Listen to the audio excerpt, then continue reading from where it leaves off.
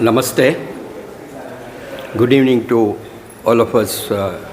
It's a day we will be really looking for always auspicious day. Sometimes we do not know, suddenly a day will convert into auspicious. It's because that today we have such a great personality, rather Guruji.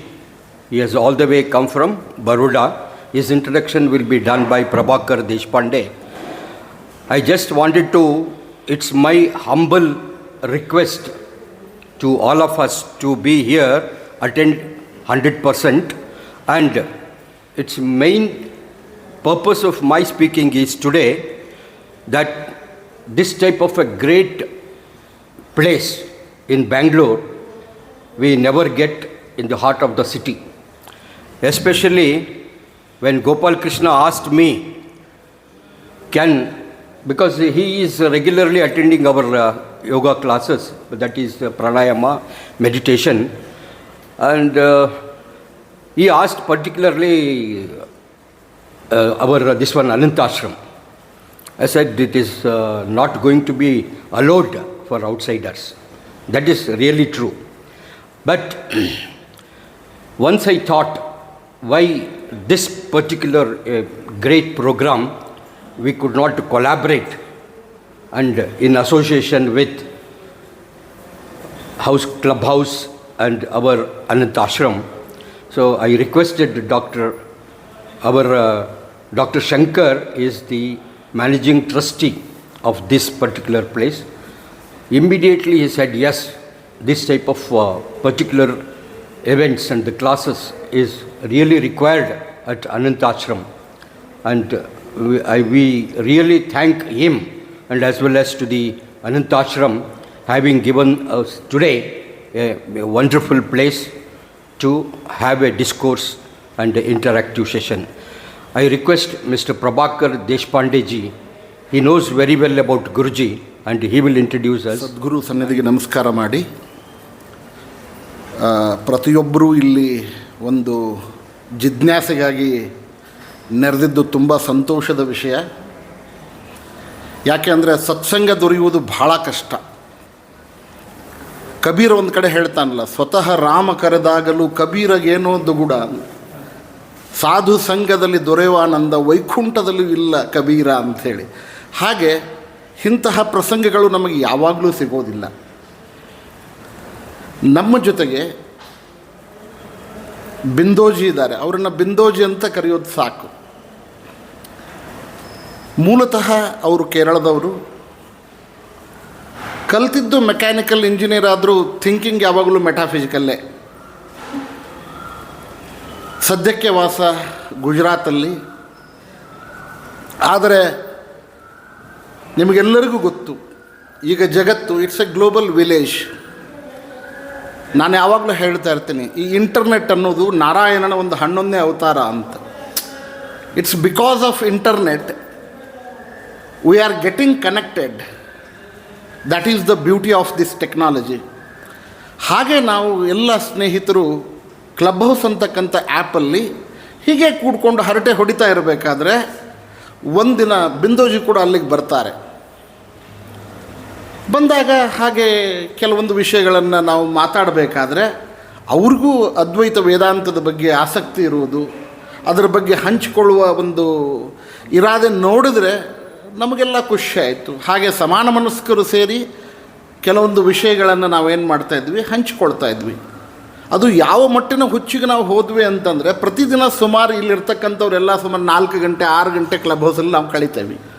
ಅದು ಜಗತ್ತಿನ ನಾನಾ ಮೂಲೆಗಳಿಂದ ಎಲ್ಲ ಜನ ಒಟ್ಟಿಗೆ ಕೂತ್ಕೊಂಡು ಒಂದು ಭಗವದ್ಗೀತೆಯ ಬಗ್ಗೆ ಅಥವಾ ಒಂದು ಉಪನಿಷತ್ತಿನ ಬಗ್ಗೆ, ಬ್ರಹ್ಮಸೂತ್ರದ ಬಗ್ಗೆ, ಹಲವಾರು ವೇದಾಂತಕ್ಕೆ ಸಂಬಂಧಪಟ್ಟಂತಹ ಎಲ್ಲ ಸಂಗತಿಗಳ ಬಗ್ಗೆ ನಾವು ಚರ್ಚೆ ಮಾಡ್ತೇವೆ. ಬಿಂದೋಜಿ ಸುಮಾರು 40-45 ವರ್ಷಗಳನ್ನು ಅದರಲ್ಲಿ ಕಳೆದವರು. ಅವರು ಆ ಗುರುಕುಲವಾಸ, ಇದೇ ಸದ್ಯಕ್ಕೆ ನಾವು ಸ್ವಾಮಿ ಬ್ರಹ್ಮಾನಂದರ ಧ್ವನಿಯನ್ನು ಕೇಳ್ತಾ ಇದ್ವಲ್ಲ, ಅವರು ಸ್ವಾಮಿ ಚಿನ್ಮಯಾನಂದರ ಶಿಷ್ಯಂದರು. ಹಾಗೆ ಬಿಂದೋಜಿ ಕೂಡ ಸ್ವಾಮಿ ಚಿನ್ಮಯಾನಂದರ ನೇರವಾದ ಶಿಷ್ಯಂದರು. ಅವರ ಜೊತೆ ಇದ್ದು, ಅವರ ಜೊತೆ ಕಲಿತು, ಅವರೊಂದಿಗೆ ಸಂವಾದ ಮಾಡಿ, ಅವರಿಂದ ಪಡೆದುಕೊಂಡು, ತಾವು ಪಡೆದುಕೊಂಡಿದ್ದನ್ನು ತಮ್ಮಲ್ಲೇ ಇಟ್ಟುಕೊಳ್ಳದೆ ಅದನ್ನು ಎಲ್ಲರಿಗೂ ಹಂಚಬೇಕಂತಕ್ಕಂಥ ಒಂದು ಸದುದ್ದೇಶದಿಂದ 4 ಜನರಲ್ಲಿ ಹಂಚಿಕೊಳ್ತಾ ಇದ್ದಾರೆ. ಅವರು ಬೆಂಗಳೂರಿಗೆ ಬಂದಿದ್ದರು. ಇಲ್ಲಿ ನಮ್ಮ ಸ್ನೇಹಿತರಾಗಿರ್ತಕ್ಕಂತಹ ವಿನೋದ್ ಕುಲಕರ್ಣಿಯವರು ಒಂದು ರಿಟ್ರೀಟ್ ಅರೇಂಜ್ ಮಾಡಿದರು ಮೈಸೂರಲ್ಲಿ. ಅದಕ್ಕೋಸ್ಕರ ಅಲ್ಲಿಂದ ಇಲ್ಲಿಗೆ ಬಂದರು. ಬೆಂಗಳೂರಲ್ಲಿದ್ದಾಗ ನಾವು ಒಂದು ಕಡೆ ಸಭೆ ಸೇರಬೇಕು ಅಂದಾಗ ನಮ್ಮ ಗೋಪಾಲ್ಜಿಗೆ ಈ ಥಾಟ್ ಬಂತು, ನಾವು ಈ ಒಂದು ಟ್ರಸ್ಟ್ನ ಮ್ಯಾನೇಜಿಂಗ್ ಕಮಿಟಿಯವರಿಗೆ, ಕಾರ್ಯದರ್ಶಿಗಳಿಗೆ, ಪ್ರತಿಯೊಬ್ಬರಿಗೂ ಕೂಡ ತುಂಬ ಆಭಾರಿಯಾಗಿದ್ದೇವೆ. ಯಾಕಂದ್ರೆ ನೀವು ಹೇಳಿದಂತೆ ಇಂತಹ ಸ್ಥಳ ನಮಗೆ ಬೆಂಗಳೂರಲ್ಲಿ ಇಷ್ಟು ಪ್ರಶಾಂತವಾದ ಸ್ಥಳ ಅದು ನಗರದ ಮಧ್ಯ ಹೃದಯದಲ್ಲಿ ಸಿಗೋದಿಲ್ಲ. ಹೀಗಾಗಿ ನಾವು ನಿಜವಾಗಲೂ ಈ ಒಂದು ವಿಷಯಕ್ಕೆ ನಿಮಗೆ ಕೃತಜ್ಞರಾಗಿದ್ದೇವೆ. ಇನ್ನು ಬಿಂದೋಜಿ ಇವತ್ತು ಮಾತನಾಡುವ ವಿಷಯ ಉಪನಿಷತ್ತುಗಳ ಬಗ್ಗೆ. ಟೆಕ್ಸ್ಟ್ ಈಸ್ ಎ ಪ್ರಿಟೆಕ್ಸ್ಟ್ ಅನ್ನೋ ಹಾಗೆ ನಮಗೆ ಟಾಪಿಕ್ ಅನ್ನುವುದೊಂದು ಪ್ರಿಟೆಕ್ಸ್ಟ್, ನೆಪ ಮಾತ್ರ. ಎಲ್ಲ ಸಂಗತಿಗಳನ್ನು ನಾವಲ್ಲಿ ಯೋಚನೆ ಮಾಡ್ತೀವಿ. ಆಧ್ಯಾತ್ಮಕ್ಕೆ ಸಂಬಂಧಪಟ್ಟಂತಹ ಪ್ರತಿಯೊಂದು ಸಂಗತಿಯನ್ನು ಚರ್ಚೆ ಮಾಡ್ತೇವೆ. ಇವತ್ತು ಮುಖ್ಯವಾಗಿ ಬಿಂದೋಜಿ ಯಾವಾಗಲೂ ಒನ್ ವೇ ಟ್ರಾಫಿಕ್ ಅಲ್ಲ. ಅವರು ಹಾಗೇ ಮಾತಾಡ್ಕೊಂಡು ಹೋಗಲ್ಲ. ಅವ್ರಿಗೆ ತುಂಬ ಖುಷಿಯಾಗೋದು ಯಾವಾಗ ನೀವು ಅದನ್ನು ಚೆನ್ನಾಗಿ ಅರ್ಥ ಮಾಡಿಕೊಂಡು ತಿಳಿಯದ ಸಂಗತಿಗಳನ್ನು ಪ್ರಶ್ನೆಗಳ ಮುಖಾಂತರವಾಗಿ ಅವ್ರ ಜೊತೆ ಒಂದು ಸಂವಾದ ಮಾಡಿದರೆ, ವಾದೇ ವಾದೇ ಜಾಯತೆ ಆ ಥರ ಹೇಳುವಂತೆ ಸಂವಾದದ ಪ್ರಶ್ನೋತ್ತರಗಳ ಮೂಲಕವಾಗಿ ಸತ್ಯವನ್ನು ಕಂಡುಕೊಳ್ಳಿಕ್ಕೆ ಅನುಕೂಲ ಆಗುತ್ತೆ. ಹೆಚ್ಚಿನ ಸಮಯವನ್ನು ನಾನು ತೆಗೆದುಕೊಳ್ಳೋದಿಲ್ಲ, ಯಾಕಂದರೆ ಹೆಚ್ಚಿನ ಸಮಯವನ್ನು ನಾವು ಬಿಂದೋಜಿಯವ್ರಿಗೆ ಕೊಡಬೇಕು, ಅವರಿಂದ ಕಲಿಯಬೇಕಾದ ತುಂಬ ಇದೆ. ಅದಕ್ಕೆ ಇವತ್ತು ಉಪನಿಷತ್ತಿನ ಬಗ್ಗೆ ತಮ್ಮ ಜ್ಞಾನವನ್ನು ನಮ್ಮೆಲ್ಲರ ಜೊತೆ ಹಂಚಿಕೊಳ್ಳಲಿಕ್ಕೆ ಒಪ್ಪಿಕೊಂಡು ಅವರು ಇಲ್ಲಿವರೆಗೂ ಬಂದಿದ್ದಾರೆ. ಹೀಗಾಗಿ ನಾನು ಅವರನ್ನು ವೇದಿಕೆಗೆ ಆಹ್ವಾನ ಮಾಡ್ತೇನೆ.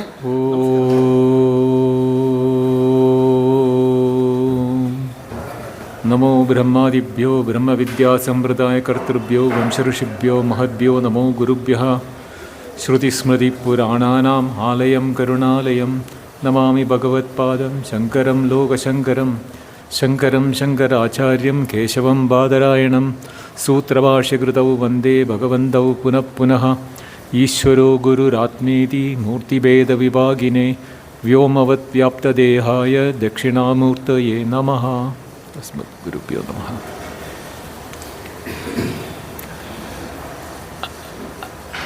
When I was told that this program has been arranged, I was not at all knowing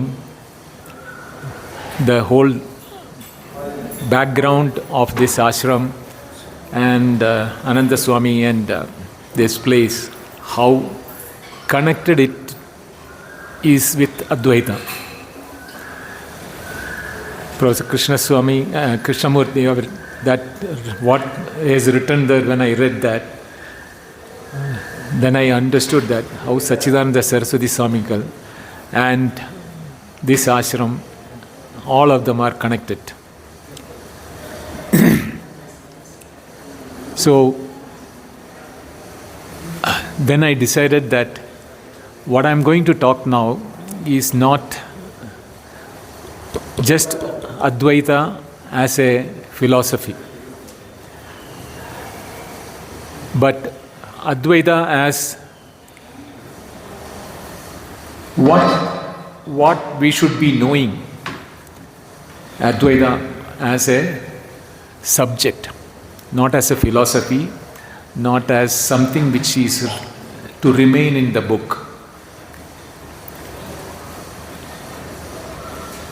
We all know that there are 4 Purusharthas which has been described by the Shastra: Dharma, Artha, Kama, Moksha. We don't need any education on the Artha and Kama. That is very much prevalent in the today's society. We do not know which is driving what, but both are interconnected and driving it. What has taken back is the Dharma in that. More than Dharma, nobody is interested in Moksha, because they do not know what is Moksha. The reason why the Purushartha which was there prevalent in the Shastra today has become a redundant subject among the ordinary people is that because of our education system has gone through a drastic change which our ancestors passed on to us through Gurukula system, which became the school system which the British introduced in this country. And during the change in the education system, what happened was this aspect of Purushartha, as we should be knowing, was never dealt in any of the subjects at any level of the subject, whether it is from kindergarten to primary, secondary or college or even in postgraduate. To that extent that not even philosophy doesn't discuss about it. So nobody knows what is moksha. The people who follow bhakti and tradition and religion, they have been told about some aspect of moksha. Sayuja, Samipya, etc., all covered in that one. But that doesn't appeal to the modern educated youngsters because they are not following that. So what happens is that not only they are not knowing what is moksha, they do not have any interest in learning them also. There is this aspect of Advaita which is now slowly getting traction among the scientific and educated people, but not to the common people. The scientific people following is not because they are interested in Advaita, but they are interested in logic. They are logical thinking, so they ask these questions to the people who follow religion. Why are you blindly following religion where you do not know the God? You do not know what is the outcome. What are the outcome of your actions? Nothing you know, you are just blindly following that. This is the way in which scientific people are countering the people who are following religion. So there is a threat to the people who are following religion by the so-called intellectual people, which is also dangerous because slowly the modern youngsters, even though they know their parents are doing Vishnu Sahasranama, Lalita Sahasranama, or going to temple, all those activities which are being done, the children are now getting influenced by these intellectual people and they don't want to go to temple, they don't want to follow parents' path. It is in such a background that knowledge of Advaita is going to make the change. That is why in my rooms clubhouse where I am conducting the Upanishads and other classes, plus wherever I can get an opportunity like this or to speak, I want to bring the attention of everyone that you should know Advaita because there are a lot of misnomer and wrong picture given to Advaita that it is a utopian philosophy, good in books, not practical. It will remain as a subject because there is nothing which is, it's a talking only about the absolute truth or Advaitam Paramarthata, that is a statement which is being given, and what is the utility of knowing that that is the truth.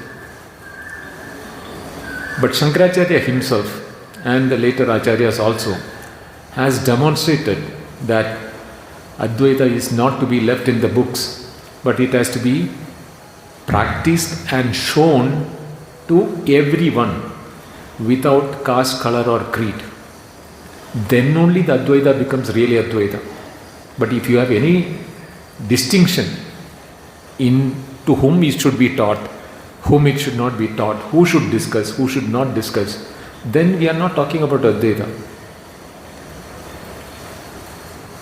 So if that being the case, what is Advaita? That question should come to every one of our mind. Advaita is only telling that all what you are experiencing, or all your life, all what you think here, is all based on one truth which itself is now appearing to be many or have experiential as many. Doesn't say that there are no experiences. If the misnomer or the bad name Advaita has got, that Advaita is only good for the book, then it is only good for the book, but it is not the case. The reason is that in the Mundaka Upanishad, the student asks the teacher, Yat jnatva sarvamidam vijnatam bhavati. Please teach me that by knowing which I will know everything in this world. What is to be known? And the teacher understood that the question is asking for the absolute truth, but he didn't give the answer. He just said, Yaya aksharam adhigamyate.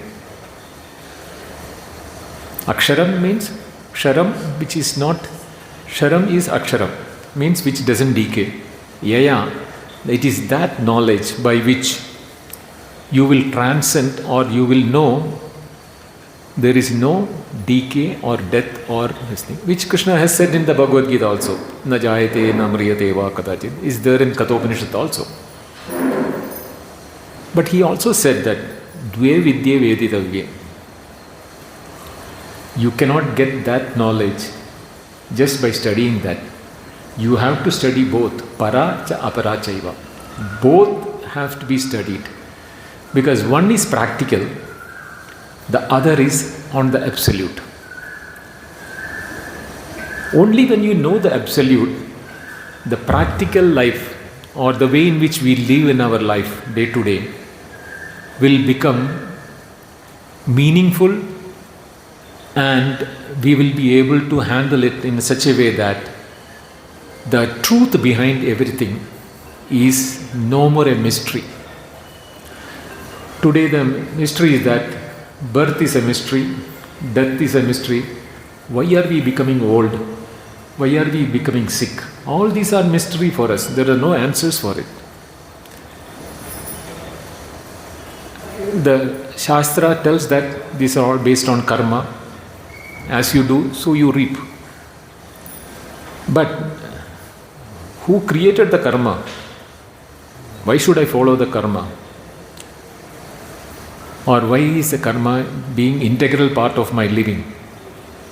These questions need to be answered. If today's a student or you are a youngster, child or a grandson comes and asks, Tata or Father, tell me why are you doing all these things which I have no understanding of. You are going to the temple and doing all those things. What is the benefit of it? So the answer, which is very simple, is that Prayojanam anuddishya na mandobi pravartate. Even if he is a dull-headed person, he will not do anything unless there is a benefit to the action. That first you have to tell your child. Even a fool doesn't. Do you consider me as your fool? As a fool that I am doing something foolish? He will obviously say, Father or grandfather, I don't consider you as foolish, but I am not knowing why you are doing. That's a different subject altogether. Once you know that I am not doing a foolish thing, then, but if you think that I am doing foolish thing, you should know that nobody will work anything without knowing the result of it or the prayojanam of it. You have to bring the interest in the child that what is the benefit of doing things. For that, the only thing which we can tell is that when your friend scolded you while playing or in the class, did you get upset? Or your girlfriend didn't reply your chat, or your best friend wanted to come for a movie, but his mother didn't allow him to come. Some reason will be there. Did you get upset? Did you get angry or sorrow with it? When we are asking that question, then naturally there will be one incident in every boy's life. Something would have affected him that way. Ask the question, what is the reason that you got upset? Or where did you get upset? Or why did you get upset? All these questions did you ask yourself? The child will obviously say no, because he has not been taught to do that by our educational system. Nor at home, as parents, we have never told them to look into problems from a point of view where why things should affect me. There are so many things happening in the world, so many atrocities which are happening. Some of the people are least affected by Iran getting bombed, or Israel getting suffering, or Ukraine is going through suffering. He is more worried about his day-to-day problems. Nothing wrong about it. I am saying that everybody should be worried about it. No, it will not happen. That is how our 5 fingers are not made the same. If all the 5 fingers were made the same, we will not do what we have to do now. Because each finger, the length and the flexibility is the reason why we are different from monkeys. If you look at monkey's finger, most of them are the same size, including the thumb. Whereas our thumb is not like that, so which makes it different from us. So what happens is that different people will approach problems in life differently. But one thing which is common to all of us is that all of us are getting affected at the same spot in our being, which is our mind. A child will not know what is mind. The sorrow is in my mind, or I am getting affected by my mental disturbances. So what we have to do is that we have to probe the child in such a way that he can understand there is something called mind. And what is mind, he will ask. He may not know what is mind. He will ask what is mind. But if you do not know what is mind, how will you answer him? This is where Advaita begins. Till now I have not started Advaita part of it. Manayeva manushyanam karanam bandha mokshaya. We have heard that either we are suffering or we are happy only because of our mind. In the mind, why should it happen? It is because we are what our mind is telling us to be. We do not know who we are. My mind told me that I am this physical body. I am young, old or middle-aged, depending upon my physical body, identify the name and the qualities like fat, thin, tall, short, all those things are related to the body. And if somebody calls me by my name Bindoji, I respond because I am associating now with the name, and the name was not given at the time of birth. It was given later, but still I identify with that name. All of us. And even when we are standing in a counter or anything for medicine or a doctor appointment, the moment they call the name, we jump from the seat. To that extent, we are identified with our name, even though it is not ours. It was given to us. And our mind is the one which is telling us that is you. Then what happens? Everything what the mind tells, we become a slave to the mind, and mind is the one which is now deciding what am I, who am I, what should I do, what should be my life. All these things are decided upon the mind. Advaita takes you to the state where the question is asked, Kene shitam patati prekshitam manaha. This mind is working in. I know now my mind is the reason why I am getting involved in all these things. But who is the one which is controlling my mind? Because I am not able to control my mind. It is happening. So as if somebody is there who is controlling the mind and telling the mind to do this, mind to do that, and I become a victim to it. As if I am the monkey tied to the chain and he is running me, making me jump. We have seen the street play of the monkey. Like that we are jumping. Jump into the bus, we'll jump into the bus. Jump into the metro, we jump into the metro. Everywhere we are doing the jumping. Wife tells you to jump, you will jump. Son tells you to jump, you will jump. Everyone is making us jump one way or the other. But I am not able to do anything of my own. So the student in the Kena Upanishad asks this question. Keneshitam patati prekshitam manaha. Who is the one which is guiding, because of which the mind is able to do the things? The teacher is saying very certain. Yat manasana manute yenahur mato matam. It is not by which your mind is knowing, but which guides your mind to know. You are knowing because your mind is an instrument which can know. How did you say which my mind is that way? Okay, let me analyze this. You have waking hours, you have dream, and you have deep sleep. Did your mind control you in your deep sleep? I can understand dream is your mind projection. The waking, everybody makes you jump, so mind is being controlled there. But what happened to your mind when you were in deep sleep? You will say, I was in deep sleep, I did not know anything. But when I got up, I knew that I had a good sleep or I had a bad sleep, either one of them.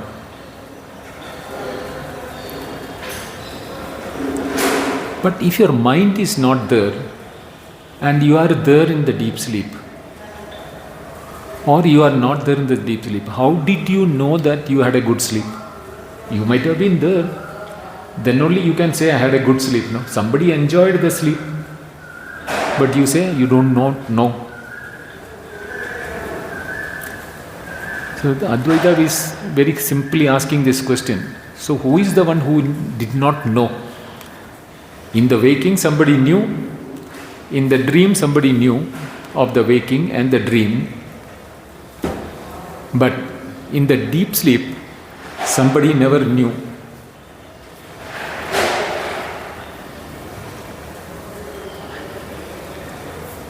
But that somebody did not know can be a somebody.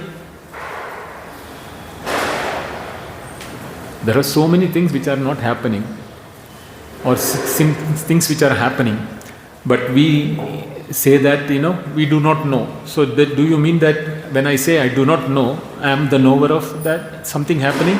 No, I am the knower of something not knowing. But I am saying I knew I had a good sleep. So it is not something which I did not know. I knew I had a good sleep. At the same time, I did say I did not know anything. What does it mean? It only says that I never knew my waking experiences or my dream experiences when I was in deep sleep. But I cannot deny I did not exist. Then I should say I did not have sleep. But I know that I was in deep sleep. So my deep sleep, I knew I was in deep sleep. I knew nothing except that it was good. So Advaita is tell that if you knew that you had good sleep, your mind should have been there. Then only you can say that you knew. But your name, your space, your time, your vastu, deshakala vastu, all the three was not known to you. Whether you were sleeping on the bed or you were sleeping on the floor or you fell onto the floor also, you don't know. My nephew used to say, morning he used to be found on the floor. So he tell me, Bade Bhaiya, I mean he calls me like that. You know, the night that the mosquitoes bit me, lifted and put me in the ground. I never knew that. How did I fall? So, I mean, it's a joke apart. So, to that extent, we do not know even when we fall from the cot onto the floor, we will continue to sleep there. We might have got hurt in the head or in the hand. We do not know. Next day morning, when we wake up, we say, oh, some pain is here. That is the time only when we realize that there is pain in the body.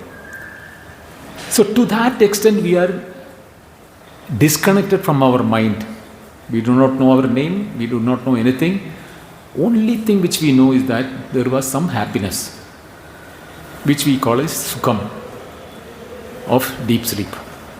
So Advaita tells you, your mind was there, otherwise you would not have known the sukham. But your mind was there in the waking and the dream, where you think you are something else. In the waking you thought Bindo, and you behaved as Bindo, and now talking. I am thinking I am Bindo, I am talking. I am in my waking. But when I go to dream, I may be something else. I can become President or Trump or Prime Minister Modi or somebody else and behave as if I am that. But in factual it will not be there. But then when I am experiencing that, I am that. It is as good as Jagrat or the waking. I cannot say that I did not experience that. But those experiences were remembered when I woke up. Oh, I dreamt I was Modi yesterday night dream. I am saying that. Okay, it is good in the dream, let it be there. You can't be Modi. Like all those things which we have faced in our life. So what does it say? It says that the same mind which we have, which is known as Bindo in the waking, is no more Bindo when he is in the dream or in the deep sleep. The dream I can be anything, in the deep sleep I am nothing. But the mind is the same. Now you will say, if the mind is the same, how can it be the same in all the three?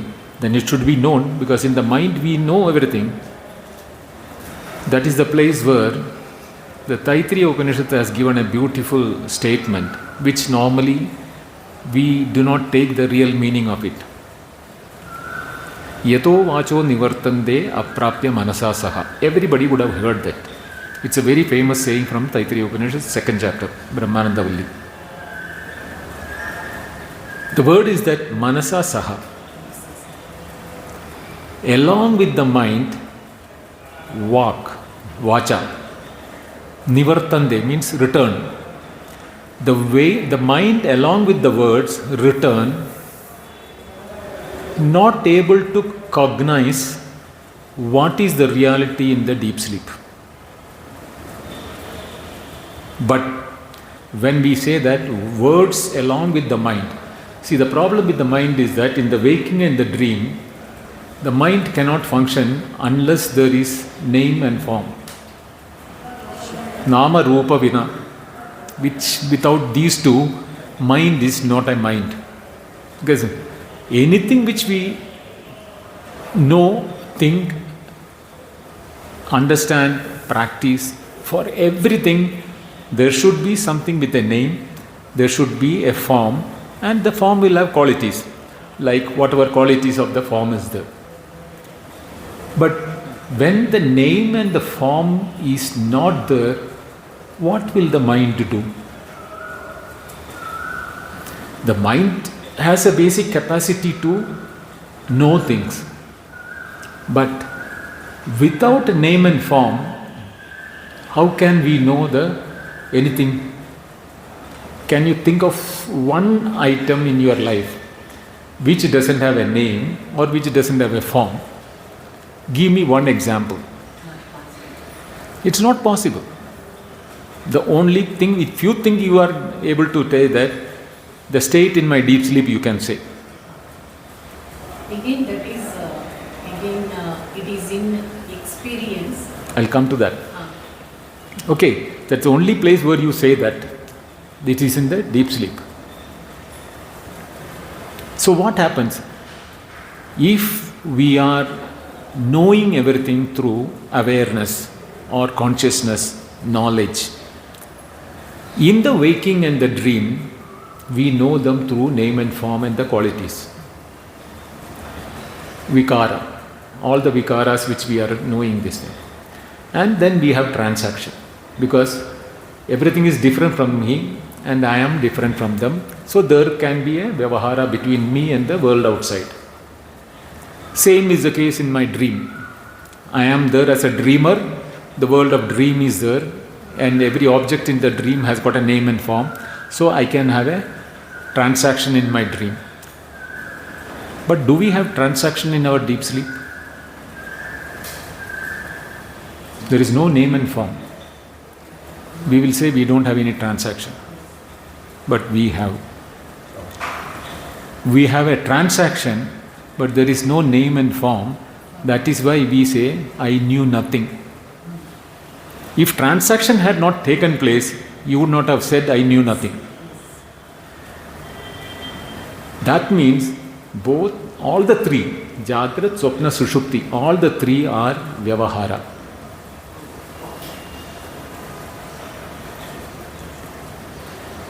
Therefore, the Kaivalya Upanishad says, Trishu Damasu yad bhogyam bhokta bhogascha yad bhavet tebhyo vilakshana sakshi chinmatroham sadashivam.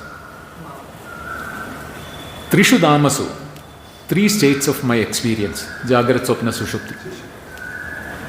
In all the three, bhogyam, bhokta, bhoga, all the three are there. The subject, the object and the experiences. In all the three are there. I told you, I knew nothing is my object. That nothingness is the object in the deep sleep. I was there and I am saying I knew nothing. So there is a transaction there of knowing nothingness in the deep sleep. In the Jagrat Swapna, we all know objects are there, transaction is there, subject and object is there.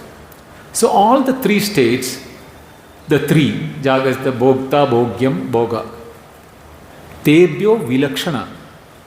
I am different without lakshana of them. Neither I am the waker, nor I am the dreamer, nor I am the deep sleeper. Tebhyo vilakshana. I don't have any lakshana of any one of them, but I am different also. So the vilakshana has to be annoya with or explained with both. That is, vilakshana means separate. But vigata lakshana means without lakshana. So you can have both the meanings of that. So without attribution, separate from the three, aham, I am that. Because how all the three things are happening. Jagrat is happening, Swapna is happening, Sushupti is happening, and I am also knowing these things are happening. If I am knowing all the three are happening, I have to be different from them. The Jagrat fellow doesn't know the dream. The dream fellow doesn't know the Jagrat. Neither of them know the Sushupti. Each one of them are compartmentalized experience. That is why each one is called the Jagat or the Avastha. Or you can say Dhamasu, Dhama. So all the three are me. It is just like I am owning a house and 3-bedroom house. I am going to all the three rooms, but at the same time I cannot be in every room simultaneously, even though I own the house. I own the house, but I cannot be in all the three rooms at the same time. If I am in the living room, I cannot be in the kitchen, I cannot be in the bathroom or in the bedroom. So I know that I have the 3-bedroom and I can move from one room to another. So I have to be different from the three experiences. Therefore, Tebhyo Vilakshana Sakshi. Then what is that? Chinmatroham. I am the knower. I know that I own the house and going from one room to another to room. So the knower is different from the known. Drigdrishya Viveka, what we call it as. So the knower of the three states, and in the three states, all that is constituting of experience, the subject, object and the experience, is my content of knowledge. Never I am there. Because if I had been the waker, Bindoji sitting and talking, I should not be having my dream nor my deep sleep. But I am having dream and deep sleep, and I know that I dreamed then. That means I am not Bindoji alone. The reason is that what changes cannot be the one who knows the change. I am knowing the change of all the three states, therefore I cannot be the one who is knowing the change. Then what is this thing nature? Chit matroham. There I don't have an identification with any mind, because mind is in vyavahara. Jagrat, Swapna, Sushupti. All the three places where I had that experiences, that is the place where I have my mind. But when I am associating myself with the knower of the three, not the knower of each one of them, I am knower in each one of them. At the same time, I am the knower of all the three also. Therefore, I am the knower without the mind. Because mind, I left it in all the three. Jagrat, Swapna, Sushupti. So the mind has not come to me, and I am the knower, yet the knower of the three happening. Tebhyo vilakshana sakshi. Now I am the witness knowing the three states and the three in the each one of them. Chit matroham. I am the pure awareness without the mind. Sadashivam. That is always that reality, the truth. Okay. So the real entity, what we are, we can know it only if we analyze our own experience. We don't need any outside person to come and teach you. Each one of us can do the Shravana, Manana and Nididhyasana on this aspect. If we want to know what is self-realization, what is the self? Self is the one which is present in everything. At the same time, it is not exclusively for one. In the presence of the self only, the three states are happening. Because in the presence of the knowledge or the knowing, Chinmatra, that is where the knowledge is taking place. So I have to be different from each of the experiences, and in them the subject, object and the knowing. So when I become that, when I was told that, the Kaivalya Upanishad says that I am the Chinmatra, Sadashivam. Sada, the word Sada means itself is always. Then I cannot say that I am only in the waker. Then I don't become, I am even not even Bindo. I can right now say I am not Bindo. Bindo is a transactional name given to me for the waking experience. In my experience, I accept it. I cannot use the word Bindo in my dream, nor in my deep sleep, because nobody is there to transact in deep sleep. Even if somebody is transacting in the deep sleep dream, the person who is in the dream is not Bindo, somebody else, or something. My experience as something else. So when this knowledge is given to us from the Advaita, this is one of the methods in Advaita, what we call Avastatraya Nirupanam. That is our three states when we analyze ourselves. You don't need anybody, you don't need a book, you don't need anything in the world other than your mind or intellect, which is given in the Kena Upanishad how to do it. Pratibodha viditam matam amrutatva vindate atmana vindate viryam vidhyeya vindate amrutam. One mantra of Kena Upanishad. Pratibodha viditam matam. Pratibodham means every experience, whether it is waking, dream or even deep sleep. Bodham prati is pratibodham. That means every experience is telling us who we are. Because we are knower of every experience. It is that experiencer which I am referring to, not the waker nor the dreamer. There are experiencer of the waker, there is experiencer of the dream, where the subject, object and experience.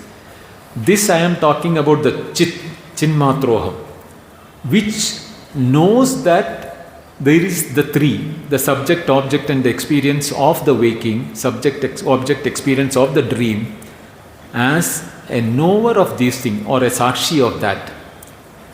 That is the one Pratibhu who can do the Pratibodham, not the waker. Then what says? Atmana vindade viryam. We have the courage to do that. Viryam means strength. Our strength to do that analysis is because we are Atma Surupa. And that is the one which is giving us the potency, intellectual capability and capacity of the mind to do the analysis. That viryam comes from Atma. But what happens? Vidyaya vindate amrutam. Amrutatvam, that I am neither born nor dead or not going to die. I am not the body, I am not the mind, I am not the knower, not the object of waking, dream and deep sleep.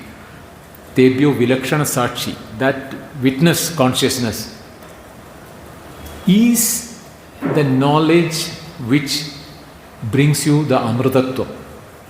Now what is amrutatva? This is where the fourth purushartha comes into reality, moksha. We may not know what is moksha. The moksha word is coming from the Sanskrit verb much, vimochane, means to free. What is it freeing us from? What we think we are. That is being freed from by us. But we are not removed from our existence. We are neither the waker, nor the dreamer, nor the deep sleeper, because we know them. The one which is known is different from the knower. So I am the knower of my deep sleep, I am the knower of my dream, I am knower of my waking, and all the experiences in that. So when I am freed from the three, that means I am nor the human being, nor the one who is experiencing waking, dream or deep sleep. I am freed from them all because I am a Tebhyo Vilakshana. I am separate from them and I am a witness only. And the witness can never have birth or death, because even birth of the waker, I am telling that, please understand, waker is the one which is born. As a waker, when I was a small child, I think I am the waker, right? Then I developed dream and deep sleep. So my birth is what I think is happening only in my waking. So when I know that I am not the waker, where is birth for me? There cannot be any birth for me. I am the knower of the birth. Same way, I am the knower of death. Because death is only a physical body. Now a lot of confusion among you happens. The life every day continues the same. I am people dying in front of me. I am seeing newborns are coming into the world. What Advaita are you talking about? No, there is no birth, no death. It is all thing. Where did you experience all this? In waking. So, and are you only the waking? No. You have the dream and the deep sleep. So what you experience in the waking is valid in waking. Don't say no. I am saying there is a waking, there is a birth and a death for the waker. But I am not the waker because I know my waking. Wait, I'll come. I know your question is coming from there. There is one katha he used to tell us about the Janakaraja.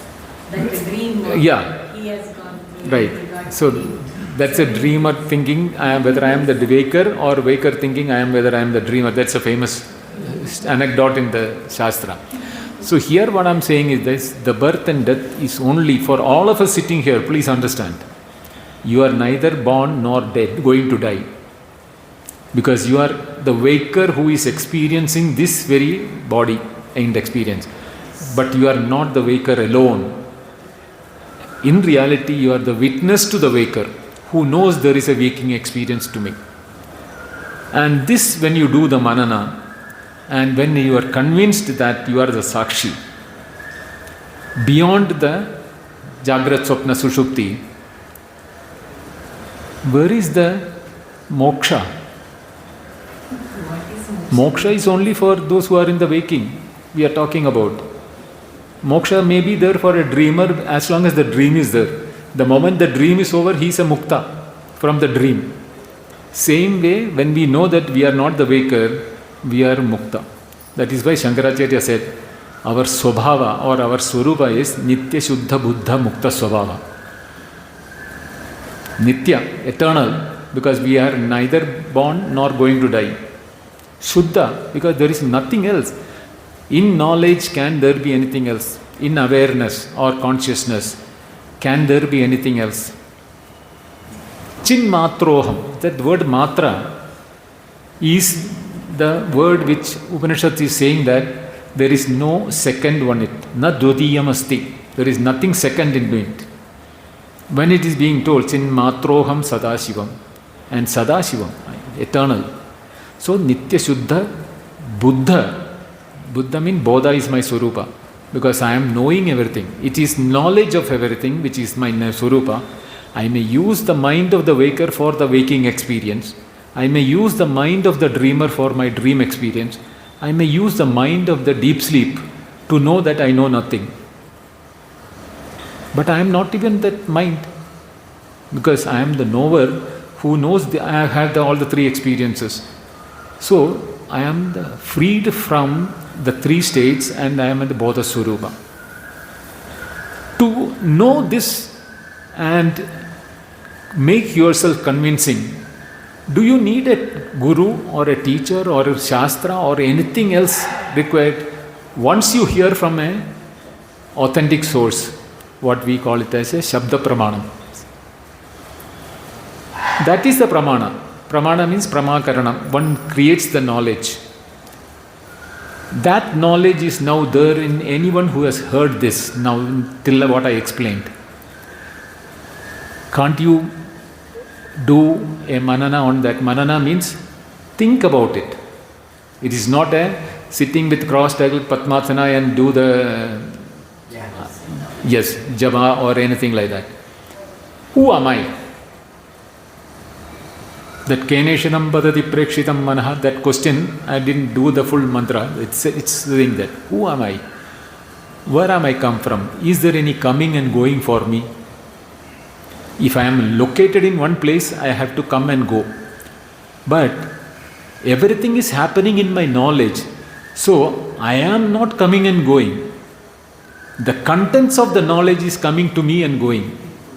So there is no coming and going for me. So there is no way in which I have been able to do anything. So when you do the manana on that, all that will be there. There is no place where you have come.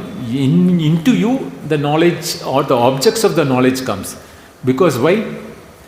In the light of the sun, when moon appears, we say moon has risen. Moon has no light. It is the light of the sun because of which we say the moon has risen. Or a grahana is taking place when it is obstructed. It can be from a full moon to a new moon, we will say. The whole time what we are seeing the moon is due to the sunlight. And sunlight is never having a birth or death. It is no having a increase or decrease. It's always shining. Sada Shivam. That is the nature of the sunlight. Same is the nature of our knowledge or our Swarupa, Jnana Swarupa. In that, objects come, I know the object. That is why we say that in the Advaita that it is Maya. Now the word Maya is often confused with everybody. Nobody says that Mayavadins, we say the world is Mithya, all those things. It is not. It is only telling that appearances. Maya means that which is not there but can give a real experience. Like the rope and the snake. The snake was never real. It was the rope all the time. Before, now and after. It's a rope. But we saw a snake and the snake gave an experience. It may be from memory or anything like that. So those who are into Purva Janma, all those things, waking will bring their stories from the waking and try to contradict. Let them contradict. But did the world appear to you? They will say, no, world is real. Okay, where was your world when you dream? They said, no, it was there for somebody else. We are talking about your experience. If somebody is having laddu, means will you have the sweetness of it? No. That sweetness is for that person. Same way the experience of the world in your dream to somebody else is not your experience. In your deep sleep, the dreamer and the waking experience is also not there. So somebody experiencing that is also not valid for you. So where were you at that time? Without any experience. So in our experience, we can never say that there was ever a time when there was no knowledge. Even in deep sleep, there is knowledge of not knowing anything. That we call it as avidya. Some Advaitins call them it as avidya. In the deep sleep, there is avidya. That is the reason why when I wake up, I become the same person again. The mosquito, when I wake up, it will be a mosquito. The tiger, when it sleeps, it will be a tiger, like that. But avidya is what? Na vidya, avidya. In Sanskrit, very simple. It is a ninth Tatpurusha Samasa. Absence of knowledge. Where knowledge is not there, we call it as ignorance. If I tell you, do you know Chinese? You will say, no, I do not know Chinese. So I will ask you, do you have the ignorance of Chinese? You will be doubtful. I cannot say whether I think. Because you know the word Chinese, there must be something called Chinese. But at the same time, you do not know the details of the Chinese. So it is both. I know Chinese as a word, but I do not know the language as Chinese. So what you are saying that you knew something called Chinese, but you don't know the details of it. I didn't tell you to tell you whether you know the details or not. I just asked you, do you know Chinese? You should have said, yes, I know Chinese. The second question will be, then tell me something in Chinese. That time you say, I do not know Chinese to speak or to read or to write. That is the way to say. But avidya, what people say is that it is something which is concealing avarana and vikshepa of truth. Can sun be ever avarana by anything? But grahana is happening. Surya grahana is there, Chandra grahana is there. That's only for part of the thing. It is for the one who is seeing, not for the Surya, nor for the Chandra. They are always shining and in the sky. But we see it and we call it a Surya grahana and Chandra grahana. Same way, the one who says that avidya is there, to him avidya is there, not for everyone. And this world is not avidya kritam. Shankaracharya has said that this word is avidya kritam, means it is created due to avidya. Why did he say that? Simply to tell us that because you did not know your nature, you thought you are the bindo or the person in the waking. That is all what he said. The Jagat avidya kritam, what he meant was, since you do not know your true nature, you think you are the waker, means the waking world, as a waker and the waking world is real to you. That is an appearance. That is why it is said, avidya kritam is mithya. Now you understand the word mithya? A thing which is not real, but giving rise to real experience. Like the snake in the rope. The snake gave you fear. But the snake was never there. All the three times, past, present and future, all the time the snake was never there. Only reality was rope. But in between you had an experience of the snake and you say that the snake is real at that time. You gave a real experience. The waking, when you are experiencing, you will have the snake experience of the world. The world is real. The individual in sitting in this room will feel that it is real to all of us. Because we are not transacting or not behaving who we are in reality. Once we know who we are, and how do we transact? That is the question next. Most of the Advaitins are being asked about. A true Advaitin should be able to answer that. So if you want to be in the Advaita, you should know why transaction in the transactional world is done by a person, a jnani in the world. The jnani is not a person who is running away from the world. He is very much thick and thin of the world, but he knows the reality. That Jagrat is like an experience like the dream. Only thing is that the reality level is different. One is Sukshma and here is Stula. That different he knows. So he behaves also differently, and he knows that it is that behavior which is there in the dream also. So with the Sukshma he does the Vyavahara in the dream. It is the Stula with which the Vyavahara is taking place. But I am neither the sleeper nor the waker. A jnani knows this, and he behaves as a waker in the waking, as a dreamer in the dream. So jnani, when he goes to sleep, he will dream, he will have deep sleep, and when he wakes up, he will be the same old person who is gone into the sleep. There is not going to be any change. There is not going to be a halo behind the head or two horns coming. Nothing will happen. Otherwise, Janaka would not have been a jnani. Ramana Rishi would not have been a jnani. Nisargadatta would not have been a jnani. Then Sri Krishna, of all the people, Bhagavan, Jagat Guru himself, with all the knowledge which he given to Arjuna, Uddaka, all of them, that knowledge, with that knowledge, there is no concise Upanishad other than Bhagavad Gita. Sarvopanishad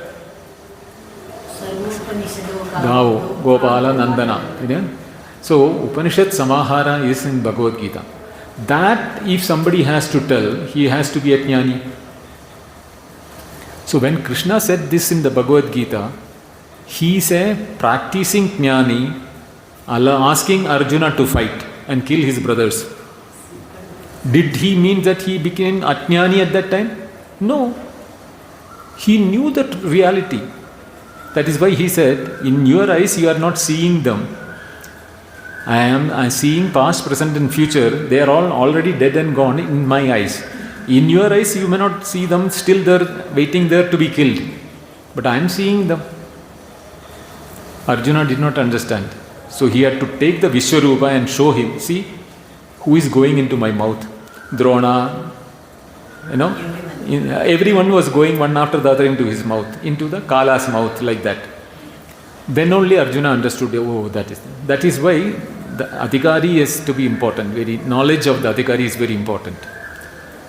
So a jnani in this today's world, he is sitting next to you. He may be reading a newspaper or a novel or a fiction, or it can be a science book, or it can be an Upanishad also. Don't evaluate another person by what he is doing. This is an Advaiti's answer to you. Because the other person is not different from you. How can he be different? It is from the same source the Jagrat has come. In the Jagrat you became a waker to experience the objects of the world. Both of them have come from the same source. So what comes from mud will be only mud. What comes from gold will be only gold. What comes from water will be only water. Same way, if I am Jnana Swarupa, Sakshi, Chitmatraha, are you not? Are you not?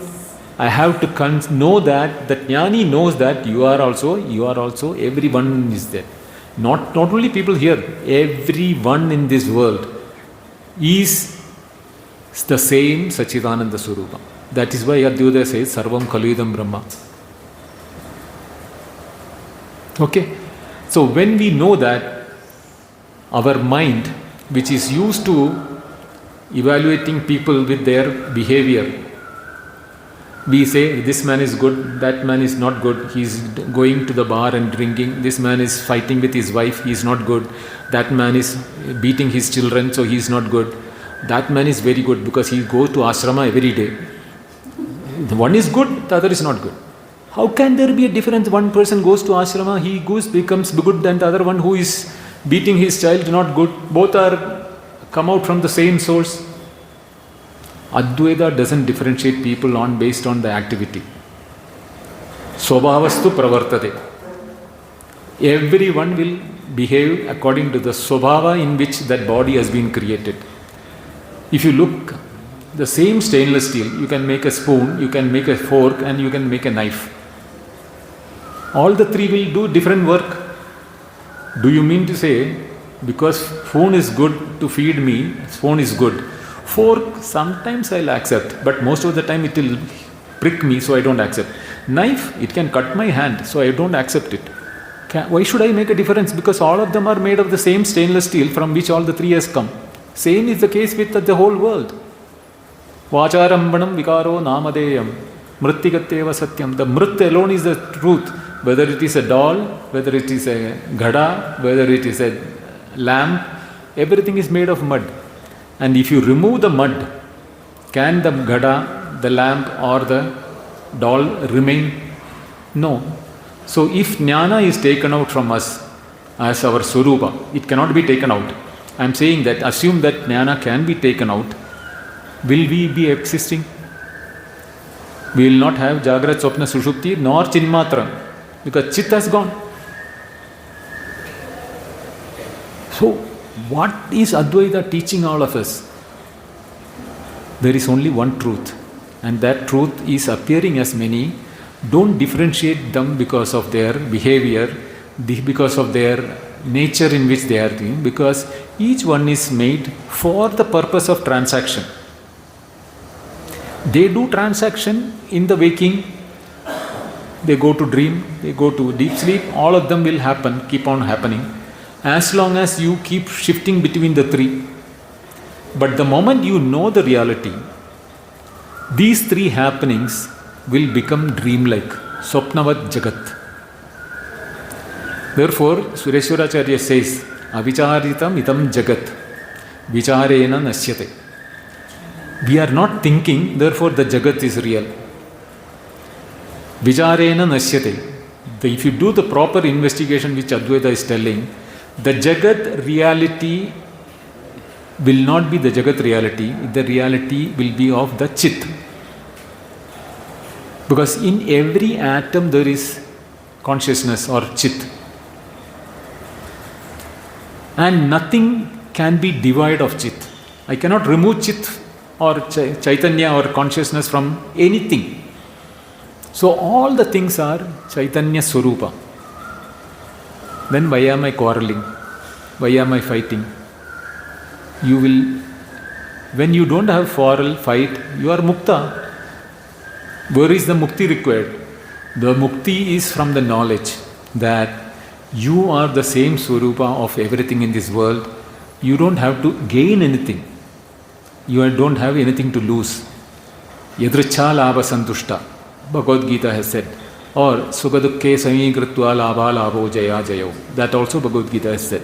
So what ultimately Advaita is teaching you is that how to become a knowledgeable person and be successful person in the world, knowing the reality of the world. When you know the reality of the world, then only you can be successful. Otherwise, you are entering into the game without knowing the rules of the game. However must be a grandmaster he is, once he will fail in the chess. Why? Because all the permutation combination of the chess movement cannot come to his mind all the time. There will be one place where he will be forced to make a move which he knowingly very well that he will change that move, and thereby he loses it. To avoid that is where Advaita comes into picture. Knowing that you are this truth and deal with everyone with the equanimity. Samattum yoga uchyate. This is Bhagavad Gita said. What does it mean? equal. Equal means, I'm not saying a Raja and a Praja is equal. No. The Tattvam behind the Raja's existence in the world and the Tattvam in the Praja's existence in the world is the same. Tattva means the truth, the reality, or the Chinmatra, Swarupa. Swarupa is the same. Vyavahara, for the Vyavahara purpose, there will be a difference. Like our 5 fingers have got different shapes. Therefore, we are able to do the Vyavahara. It is only for the purpose, the Vyavahara purpose, that apparent discrimination is being done. It is not for to discriminate. Discrimination is for success of living, not to discriminate and win over others. If this is known in the world, do you think all the war will happen? If Trump is taught Advaita, I think tomorrow he will step down from the presidency and he will sit and quiet in his place because he has got enough money. He doesn't have to fight, become the president. But when he doesn't know, he will have to be the president and he will have to do the fighting and all the problems will be there. That's why we will see that India has never gone to conquer any nation or anything. We conquered the entire world with knowledge. So, when Rigveda said, Ano Vanda Kratavointu Vishwataha, we invited knowledge not only from this world. Let the world bring all their knowledge. The ocean will never be full. Apuryamanam Achala Pratishtam. We know that shloka in the Bhagavad Gita. It is like that. Let the knowledge come from all the places. Still, I will not be satisfied with my knowledge because my Swarupa knowledge is beyond all the knowledge as transactional knowledge in the world. That is where the Mundaka Upanishad said, Yat Jnatva Sarvamidam Vijnadam Bhavati. Okay, so knowing this and transacting in this world of Advaita and not to differentiate people, don't ever think that there is a difference between any two persons in this world. They are all creation from the same source. Smile with everyone, deal with everyone. Your life will be freed from the problems of your life. That is called the moksha. There is no other moksha because you are nitya mukta swabhava. Your swabhava or swarupa is nitya mukta. Then why do you want the moksha as a purushartha? Only when you do not know the truth, you have a purushartha of moksha. Otherwise, you don't need. Okay? Hari Om. I think you might have already. I got a sense of it, yeah, but then. Is there? He is interested in knowing whatever you have explained. Is it Advaita is the only way, or is it possible through the other paths like Patanjali Yoga Marga? Can we get the same amount of the knowledge? That's his question. Okay. Okay, I'll answer in English. It's okay. See, means of reaching Bangalore from Mysore. Let us say you are coming from Mysore to Bangalore. There are many routes through which you can come.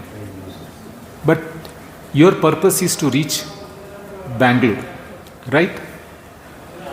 Same way, there is only one truth. Whether it is Dvaita, Vishishtadvaita, Advaita, or Yoga, or Bhakti, any marga you take, there is only one truth. But we can approach it through many means. But as I said, the Swarupa is Jnana Swarupa. Our Swarupa is Jnana. His question is, in a normal course of action, for the common people who doesn't know ABC of any spirituality at all, is it mandatory for him to go through the yoga and other things and realize that there is a kind of an Atma? Or should he directly jump to Advaita and try to understand this? Okay. See, as I told you, we don't want anybody to know which is the method, and that method is only right. In the sense that whether he's a person from America, or a person from Japan, or a person from Africa, or even from the jungles of Africa, he can be. Advaita doesn't differentiate. That's what I told you one thing. The reason is that as human beings, We are all using our antakarana for knowing things. Whether he is a Japanese or an American or an African doesn't make a difference. He is also using knowledge. American is also using knowledge. We are also using knowledge. But what happens is that there is a requirement of fine-tuning that knowledge for knowing ourselves. That fine-tuning is not dependent upon Advaita or India or anybody.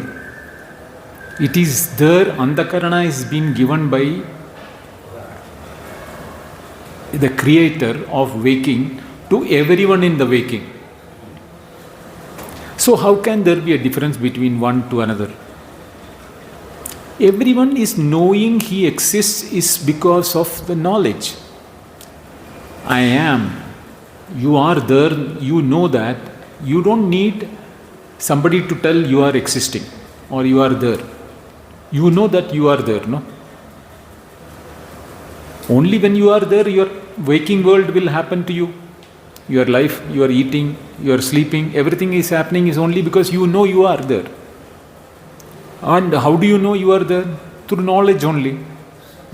Your senses are telling it is, light, dark, all those things like eyes will tell, sound, loud, the 5 sense organs will give you different measures.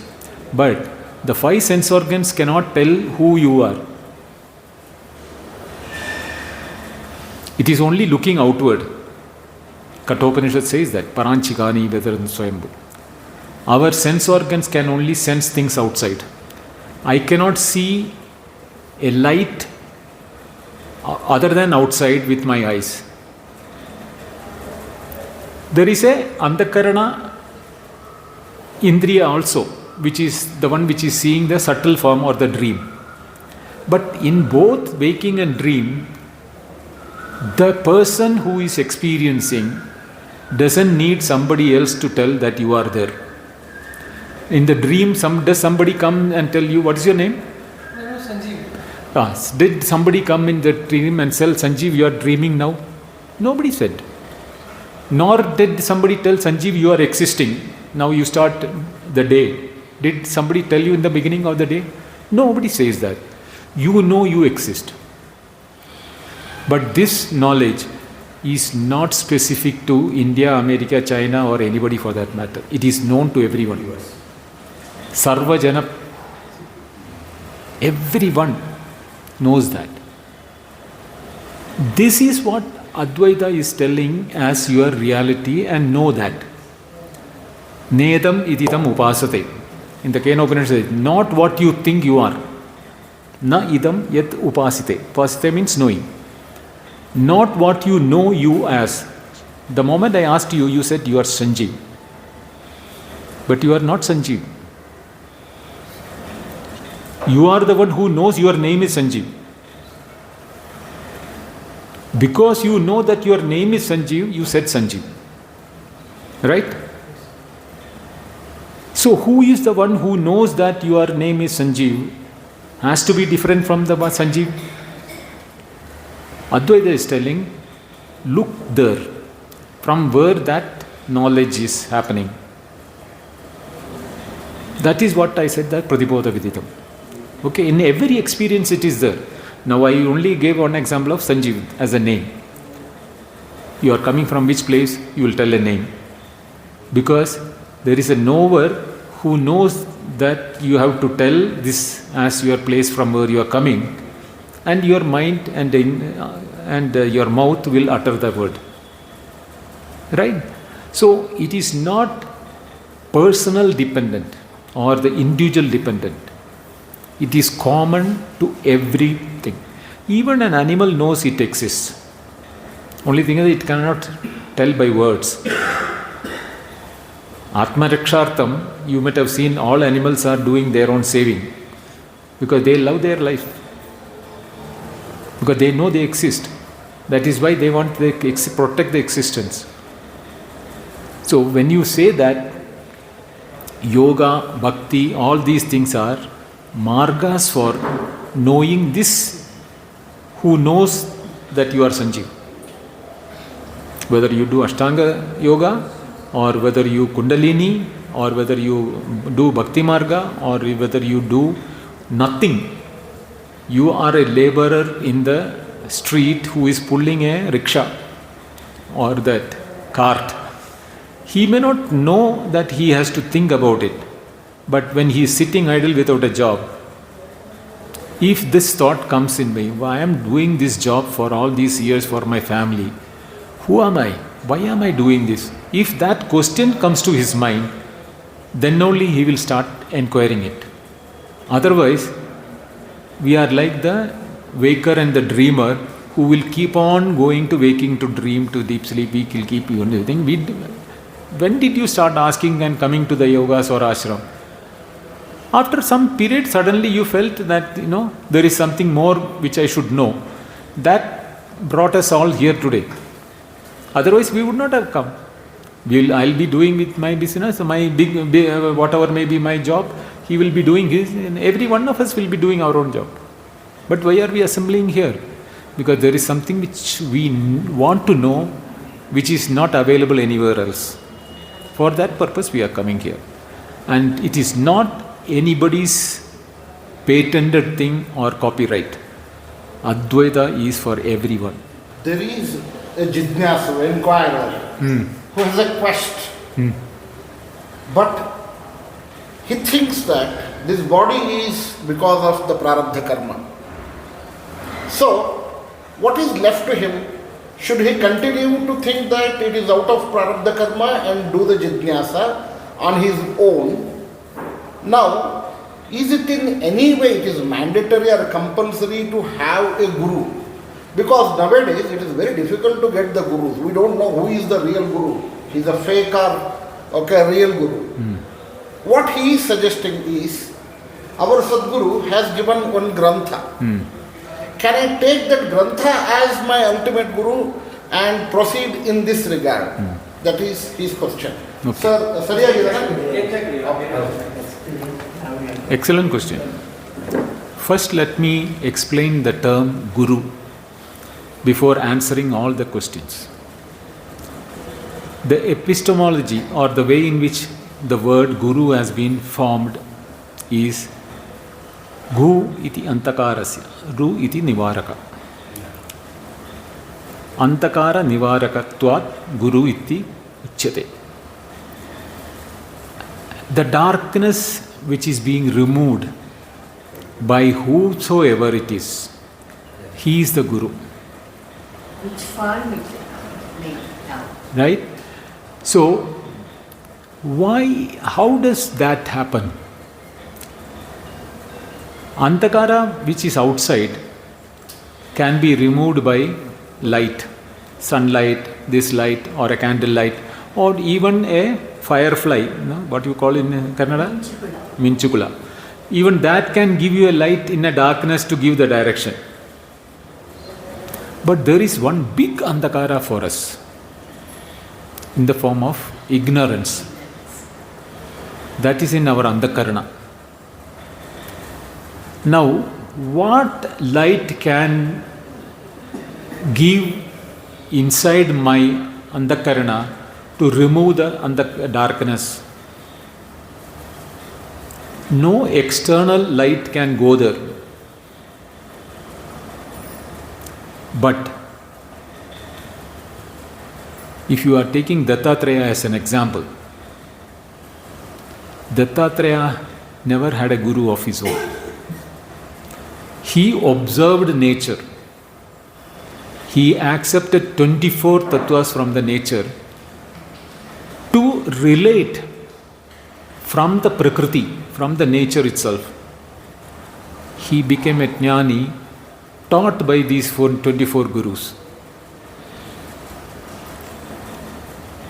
There are other teachers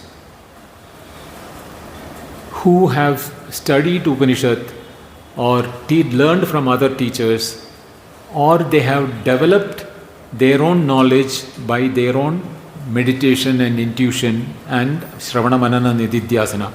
It can be in any means of that. Such a person can also become a guru when he is not only telling that, not only writing the book or preaching that, but his life is an example. A person should be not a preacher alone, he should be a practitioner also. What is being said is demonstrated by his action. Such a guru is a true guru. For that, I am reminded of one sloka. Jagrat Swapna Sushuptishu Sputatara Ya Samvidujrumbate Ya Brahmadi Pipilikanda Tanushu Prota Jagat Sakshini Sa Eva Aham Natu Drishya Vastu Iti Pratyabhijñāyate Chandalostu Sadidvijostu Gururityesham Manisham Mama. That is what I told you, Jagrat Swapna Sushuptishu, in the three worlds of our experiences. Sputatara, absolutely clear to us in all the three states. Sputatara, that word tara pratyaya in Sanskrit is to show extreme purity of consciousness or knowledge. Ya samvid ujrumbade. That word ujrumbade is a very beautiful word which Shankaracharya only has used it. Samvid, knowledge, which, it comes like a froth, like the waves in the ocean. It keeps arising in us, that knowledge. Which knowledge in which I know that Jagrat Swapna Sushupti is happening. Yeah, Brahmadi Pipilinganda Tanushu, from Brahma to the ant, Pipilika means ant, in Tanushu, in all the bodies. Prota Jagat Sakshini, all of them have got Jagat Sakshitvam. They all having Aham and Idam, means I am Brahma, or the ant is saying I am the ant.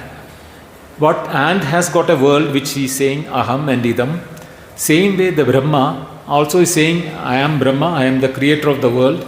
So for him also the world is there. So Jagat Sakshini, there is a witness for the Jagat, means what Jagat is there, the experiences, not the world. Loka. Lokyate anena iti loka. So Brahma also has a loka, Jagat. The ant also has got a Jagat. There is a Sakshi in each one of them, from the Brahma to the ant, with which they each one of them know that I am, this is world, I am this who is knowing the world, I am the knower, this is my object, and I am knowing the object and the thing, subject and object. But that knowledge that I am a subject object is the Sakshi which is making me think that I am the Sakshi for my Jagat also, for my experiences. That is what is called Prota Jagat Sakshini. Sa eva aham. I am alone. That alone I am. What? That Sakshi, or the, what we call it as Samvit, Ujrumbade. Both are the same. They are connecting between two aspects of knowledge.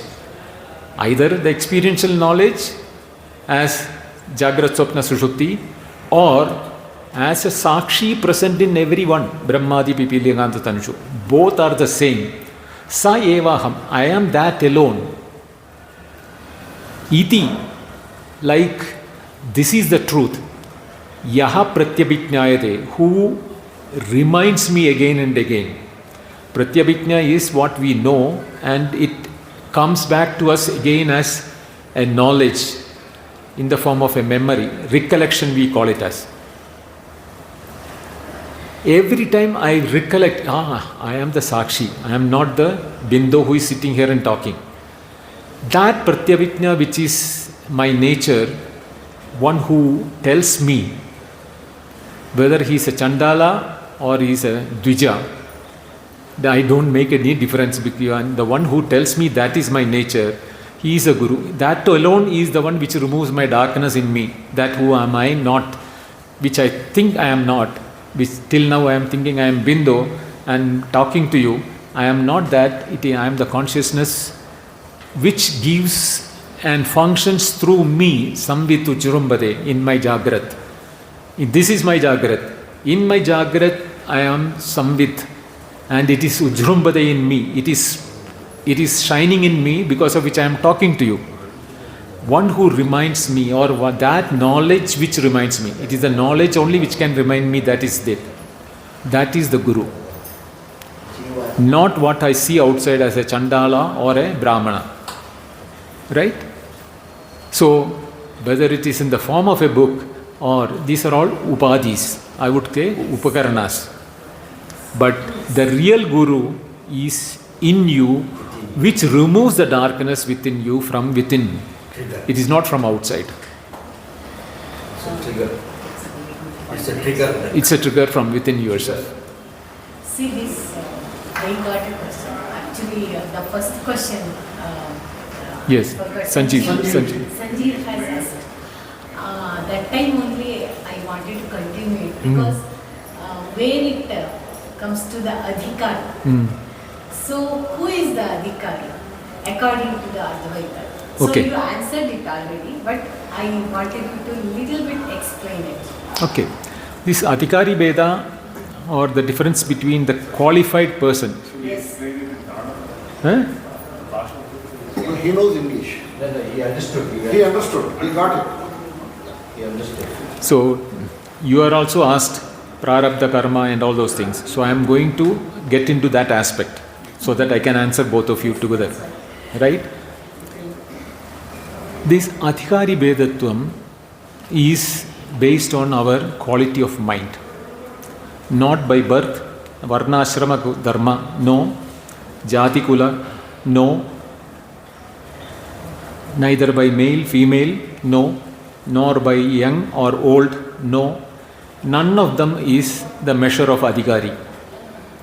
The Adhikari, or the one who is qualified to know, is the one who has this question in him, that who am I?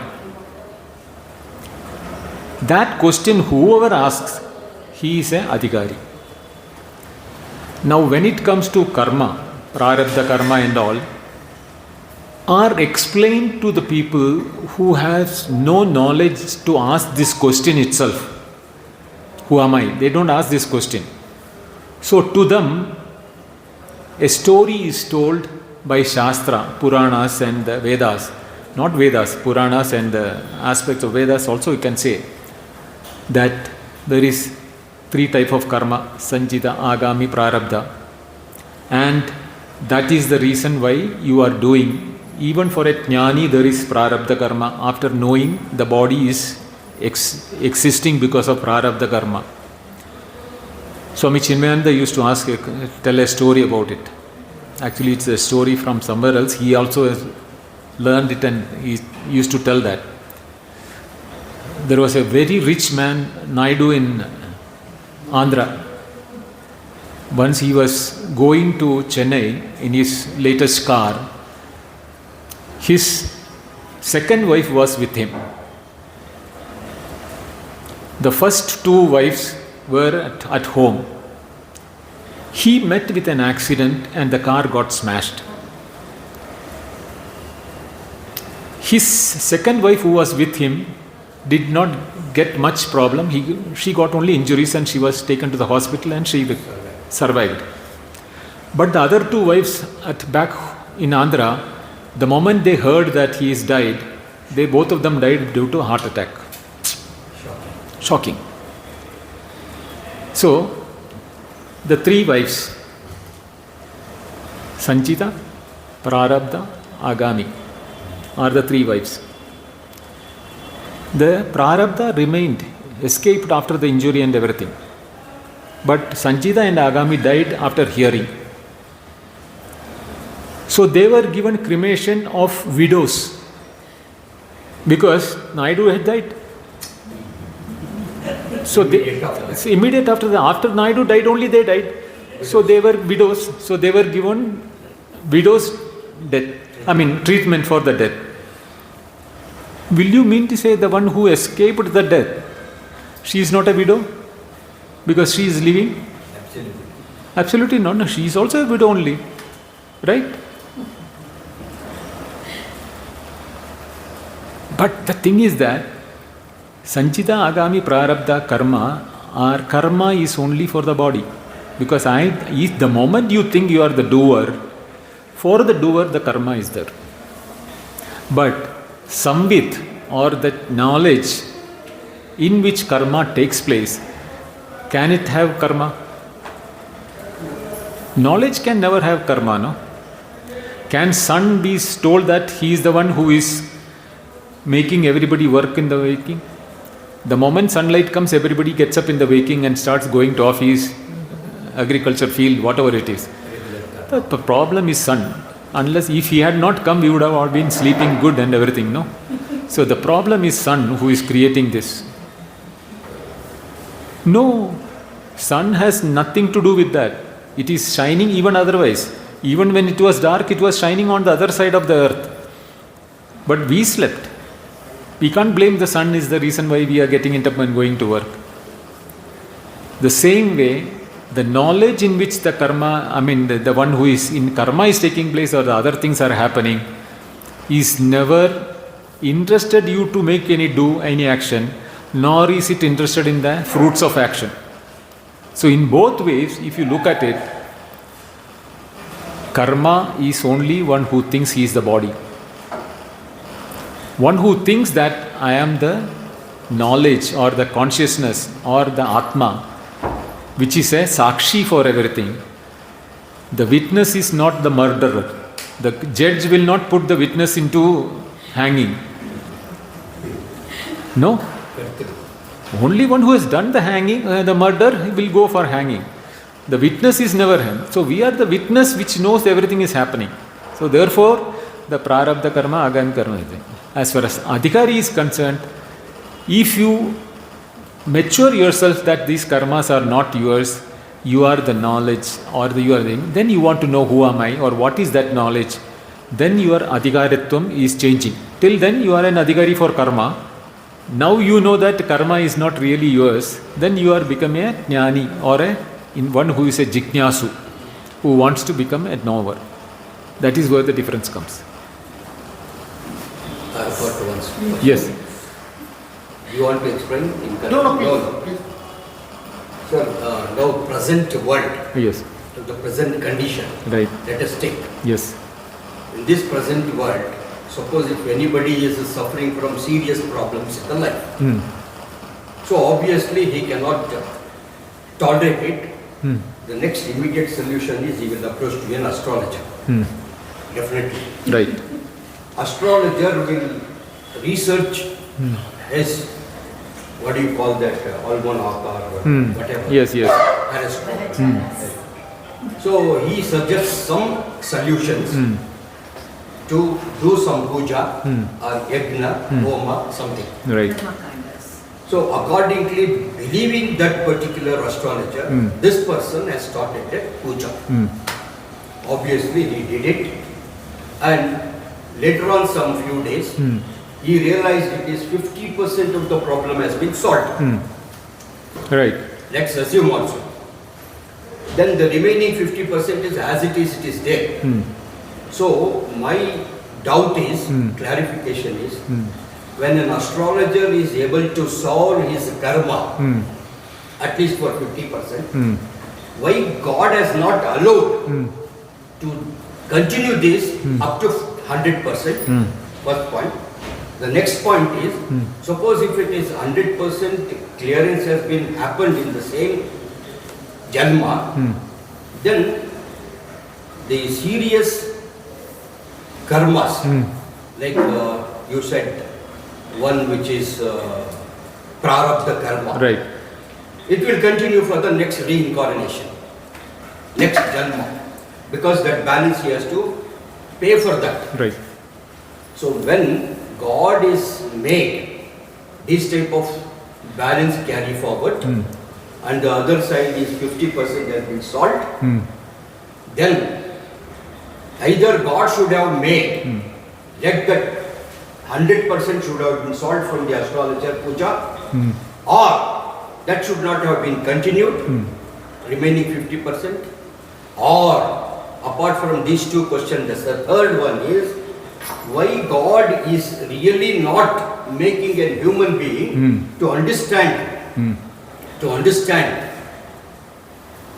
what is my reincarnations, purva, punarjanma, or past or present and future.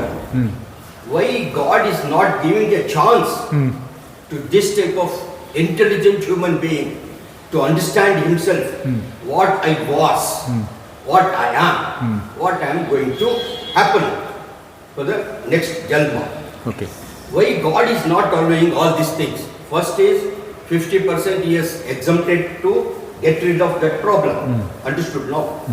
The second is he is carry forward this prarabdha karma to the next future generation. The third is looking all these things, apart from these things, why God is not allowing a human being, intelligent human being, to understand the past, present and future.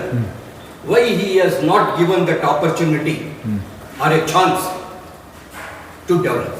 Okay. Hope, I think everybody has understood. Can I explain it in Kannada? Suppose if it is required. Not required. Understood, no? Please. What was he saying? No, blaming God. No, he is asking I'll why answer are we that. blaming God? Okay. I'll tell that.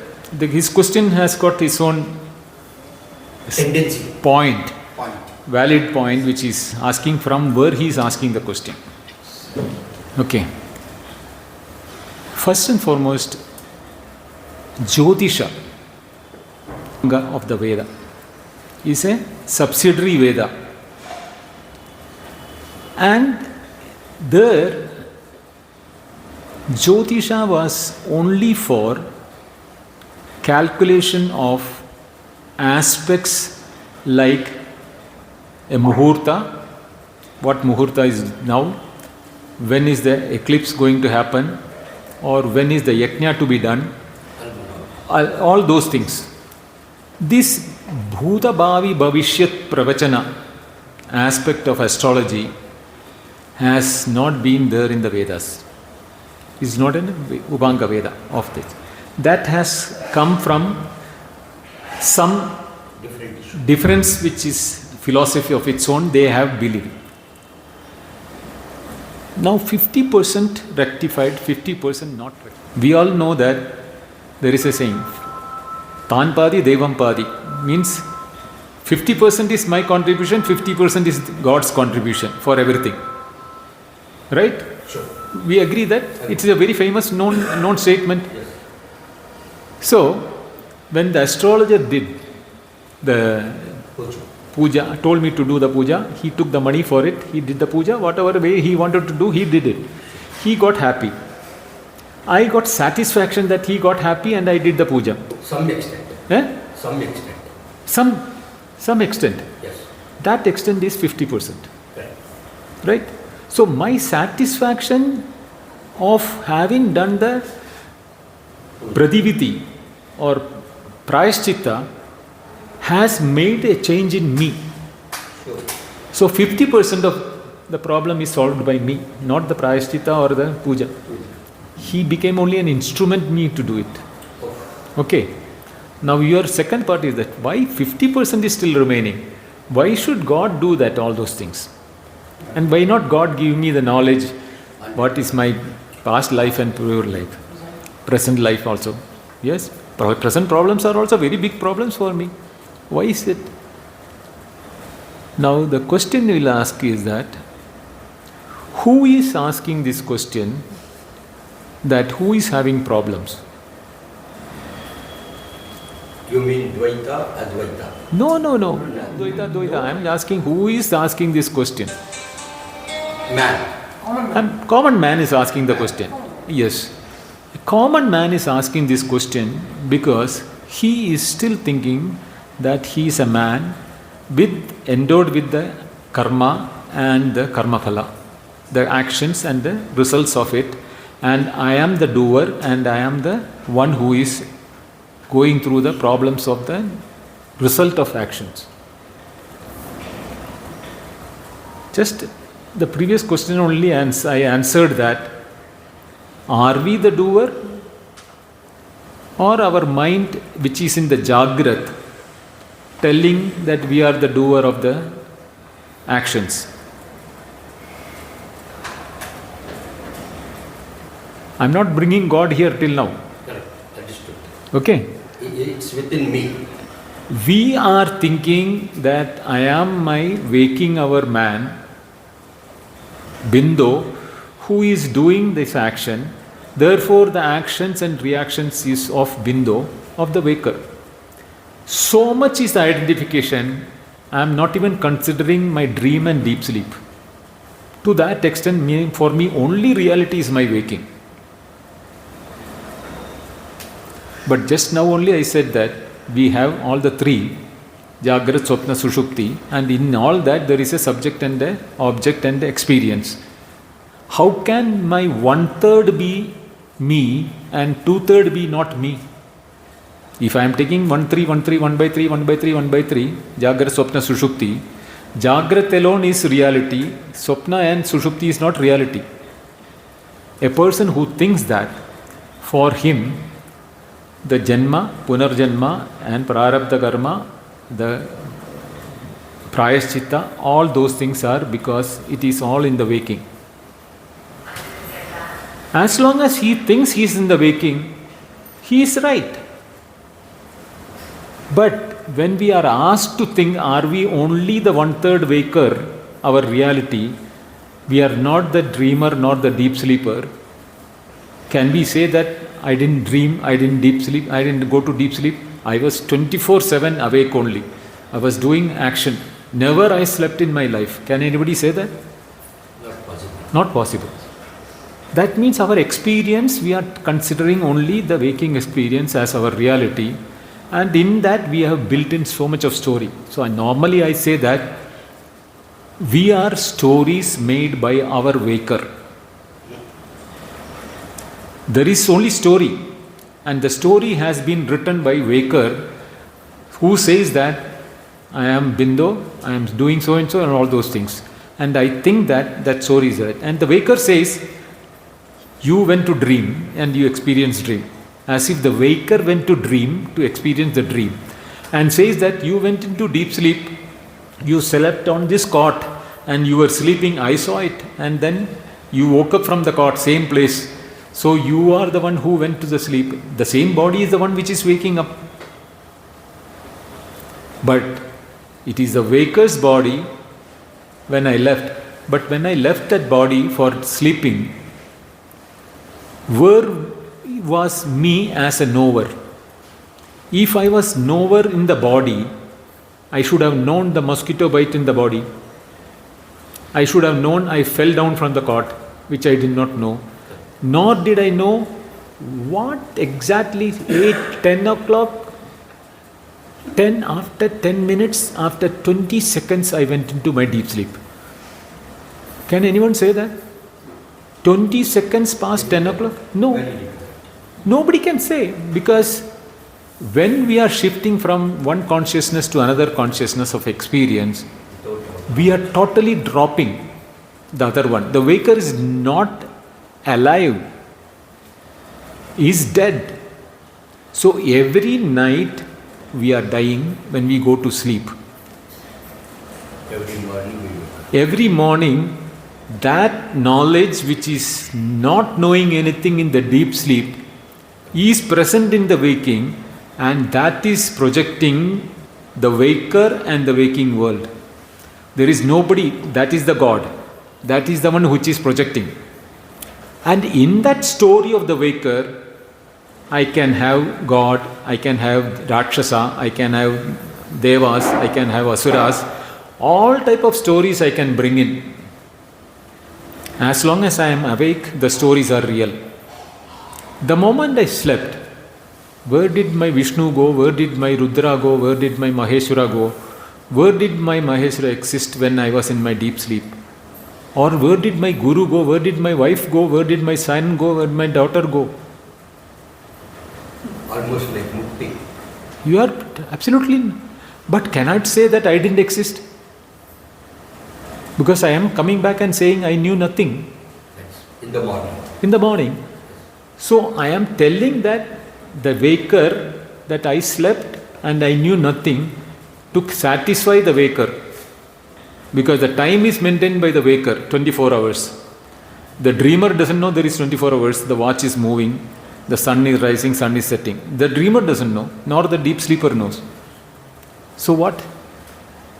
We are sold by the novel written by the waker who thinks you are Sanjeev, you are somebody, you are whatever may be your name. And we believe that story so much that all the stories in that waking becomes absolute reality for us.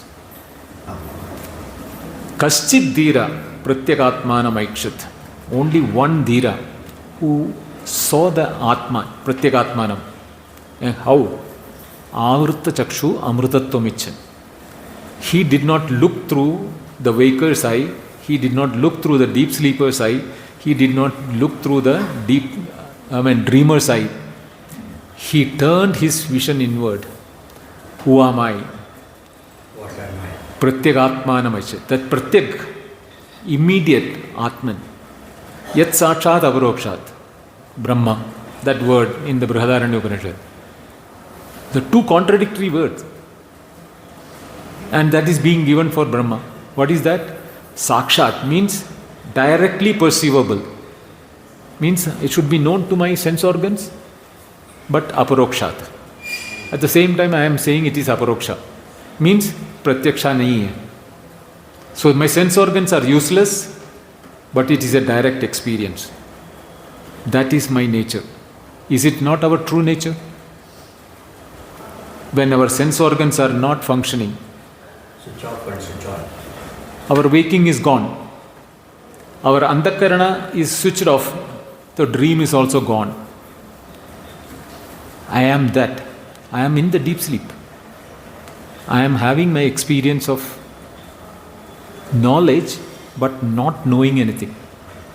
Therefore, Chandogya Upanishad says that Sadi Sambadhya na viduhu Sadi Sambadhyamahe. That is, we all became pure existence in our deep sleep.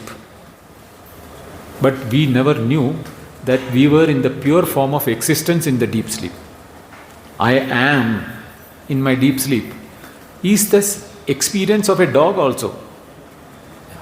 When he sleeps, a bird, a tree, anything that matter, a stone.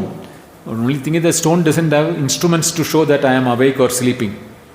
But we do not know. We think the stone is inert and dead, jada. Baki, one which shows cheshta, that is movement, is chetana, is jada and chetana. We differentiate between these two. If same thing has come from this one source, same metal has become the spoon and the fork and the knife, or the same water has become the waves and the cloud, can it be different from water? It cannot be, no? It cannot be different metal. So how can there be jada separate and chetana separate? For our transaction we have made that division. Just as the prarabdha, agami, sanchita karma is all our creation for the waker. In reality there is nothing. Krishna says that gahana karmana gati, because even if I tell you, you will not understand Arjuna. So I am not telling you. I don't know, I can't how to tell you that. Because how did you become ignorant? How can I tell you? I can tell you how did you learn that. But how did you become ignorant? You yourself doesn't know. Then how can I say that how did you become ignorant? I cannot say, no. This is that. We have to understand that where we are sitting today, what we know about ourselves and what is that we should know about ourselves. Unless we have a clarity in these things,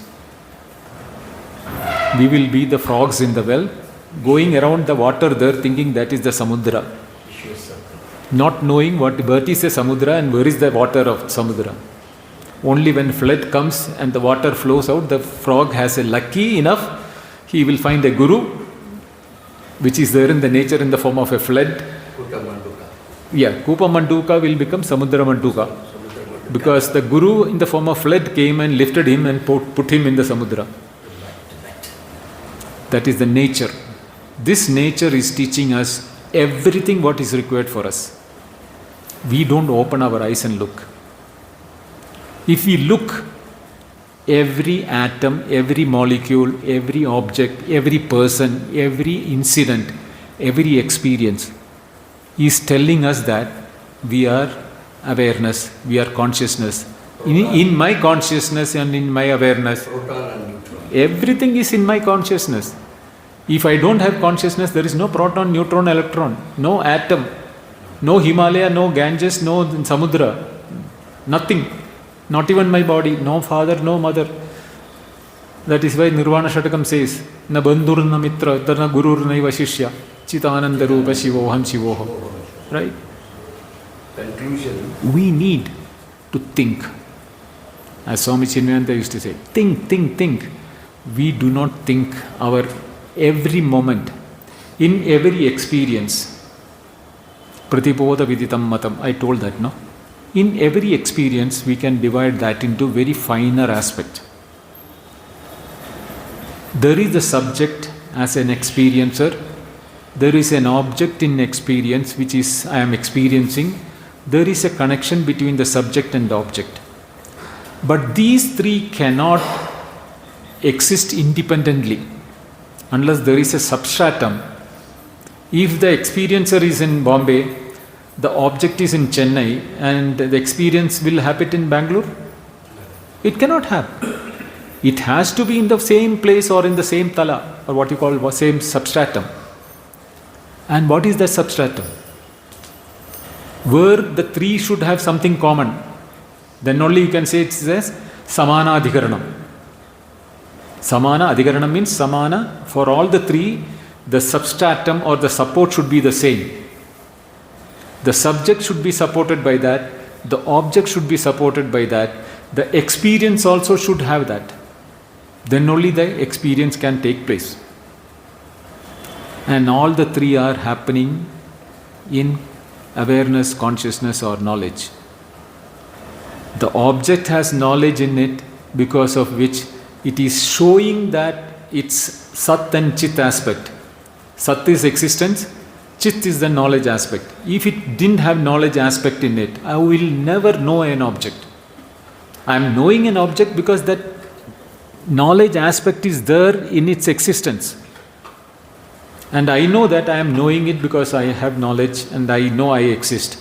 So I have no doubt about my knowledge and my existence.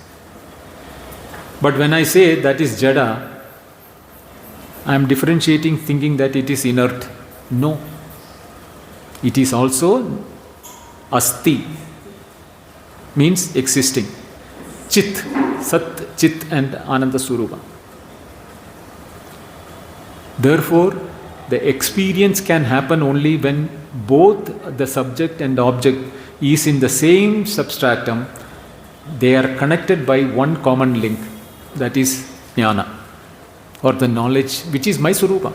The Surupa, not only mine, the Surupa of the object also. And the action of knowing is the word. So in the Pratibodham, in every experience, we should look for the substratum of knowledge, which is uncontaminated. It is not having the subject, not having the object, nor knowing, but it is the pure knowledge as Swarupa. In that Swarupa, when this takes place, when these three appear, then Aham and Idam, I am there, the world is there, and I am experiencing the world, is a phenomenon or a feeling for me. But in reality, nothing is happening. I feel that I am an appearance with this waker.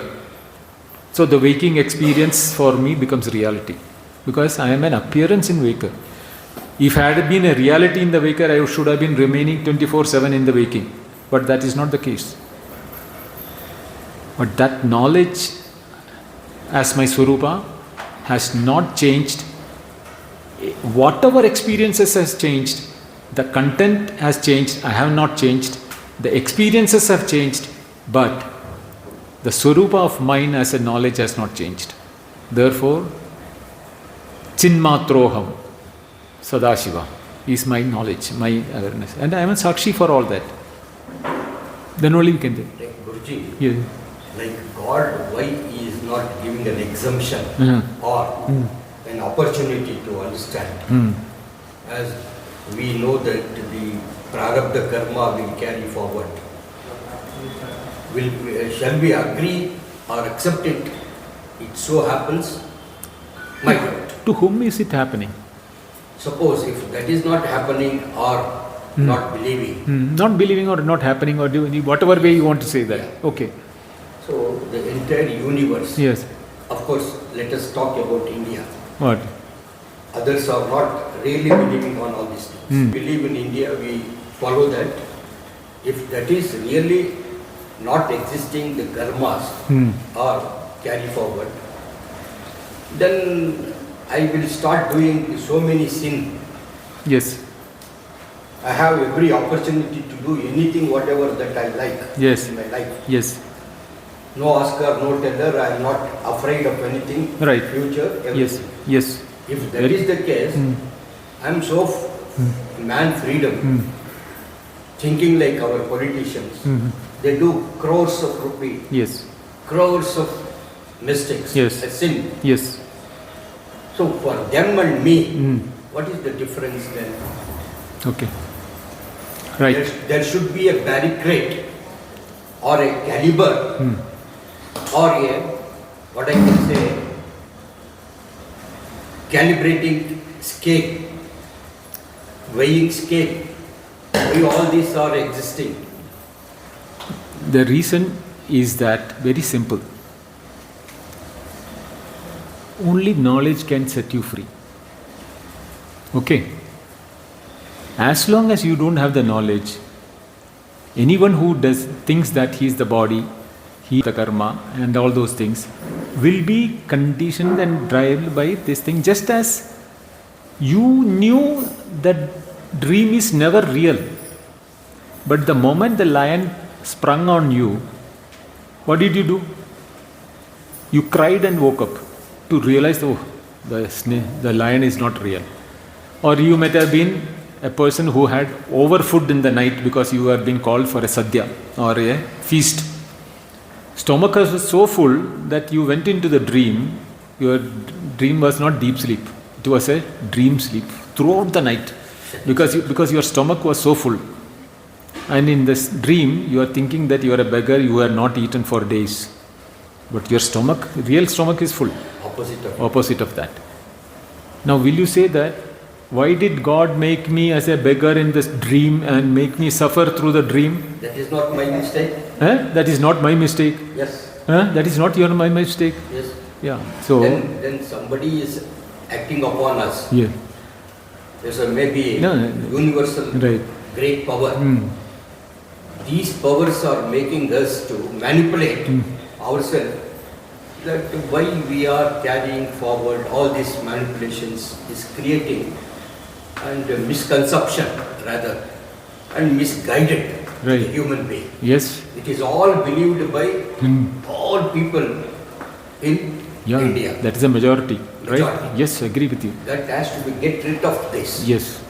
Then, of course, again my question will arises in the other way. Yeah. I can do many sin. I Yes. can do whatever I like. So how to stop The only way to stop is teach them all Advaita. Advaita? To know that what you are thinking, you are not the body, mind and intellect. If everybody can know that. The soul belongs to God. No, listen. One lion in your dream pushed you out of dream. What happened to the million people who have been transacting with you in the dream? You need to save them also, because the lion is there alive still in the dream, and they will eat all the people, million people in the world of the dream. Don't you think that you should go back to the dream and fight the lion and then save the people? It is not in my hand, of course. It is not in your hand. If it is not real, even if it is in your hand, what can you do if it is not real? If it is not real, I cannot do anything. Is this real? Is this waking real? I told you, if this waking had been real, it should have remained unchanging for all the 3 states and 24/7. You should not be out of waking any point of time. You should not go to dream or deep sleep. Right? Just as we cannot save the people in the dream from the lion, we cannot save anybody in this world who is not knowing the reality. The only jnanenevatu kaivalyam, the only way through which you will have that kevalata, means moksha, is only through jnana. And that jnana as what you are, not what you think you are. Netam ititam upasate, not the way in which we think. Last one small question, sir. Sorry. Yeah. It's a doubt. Yes. Sorry. You are a Guruji. I believe that you are having a miracles in your performance in the life. I am a teacher. I am an ordinary person who knows Advaita and who can teach Advaita. I am assuming like that. Okay. A common man. I am a common man, yes. No. Apart from you, Okay. We are all common man. You are Guru. Okay, let's assume that. Let's assume that, yes. Yeah. Okay. Suppose if he is my close friend, Yes. I borrow with him 500 rupees. Yes. He has got 1000 rupees. Yes. He will pay 500 to me. Right. He has got remaining only 500. Yes. Similarly, whatever the good things which you have earned by Guruji has got lot of blessing powers. Boom. Guruji will give a big blessings or a boom to me. Yes. Then my doubt is, will it get exhaust like in this case 500? In your case, Okay. the power? Right. Or if you are doing a great thing like Kalyanam, Loka Kalyanam, then obviously in the other way, it should become double because you are doing Kalyanam. My doubt is whether it is increasing your powers or reducing it. Okay. Knowledge is the only thing in the whole world. The more you distribute, the more it grows. Because when you are imparting knowledge to others, you are also learning. Now, you don't know how much I learned from the questions which you are all asked here. Mama Bodha Vishuddhaye is the word Shankaracharya wrote when he wrote the Bhashya. I am writing these Bhashyas not for educating Loka Kalyana or anything. Mama Bodha Vishuddhaye, to make better understanding for myself. Great. That is the greatness of Shankaracharya when he wrote the Bhashyas. He didn't say that I am a Jagat Guru and I want to teach the whole world and make Kalyana in the world. No. I am doing this for Mama Bodha Vishuddhaye. Same way, when I am doing this, my anugraha or my blessing to all of you is the knowledge which I am giving, not I am giving anything else. That is the prasada. Not from me, from the Guru Parampara. Iti Shushruma Purvesham. This is how my teachers have passed on to me and is the way in which I am passing it on to you. Sure. I am only a speaker or an instrument. Nimittamatam bhava savyasajin. Right? That is what I... My small advice finally, since you told that the jnanam will increase or grow by giving. Yes. So this has to be inculcated in the human beings. Yes. So all others also will start sharing their jnana, and they will increase their. Absolutely. That is what I am doing in my clubhouse. This is to be inculcated. Yes. This is not being done by so many knowledgeable gurus. See, the problem is that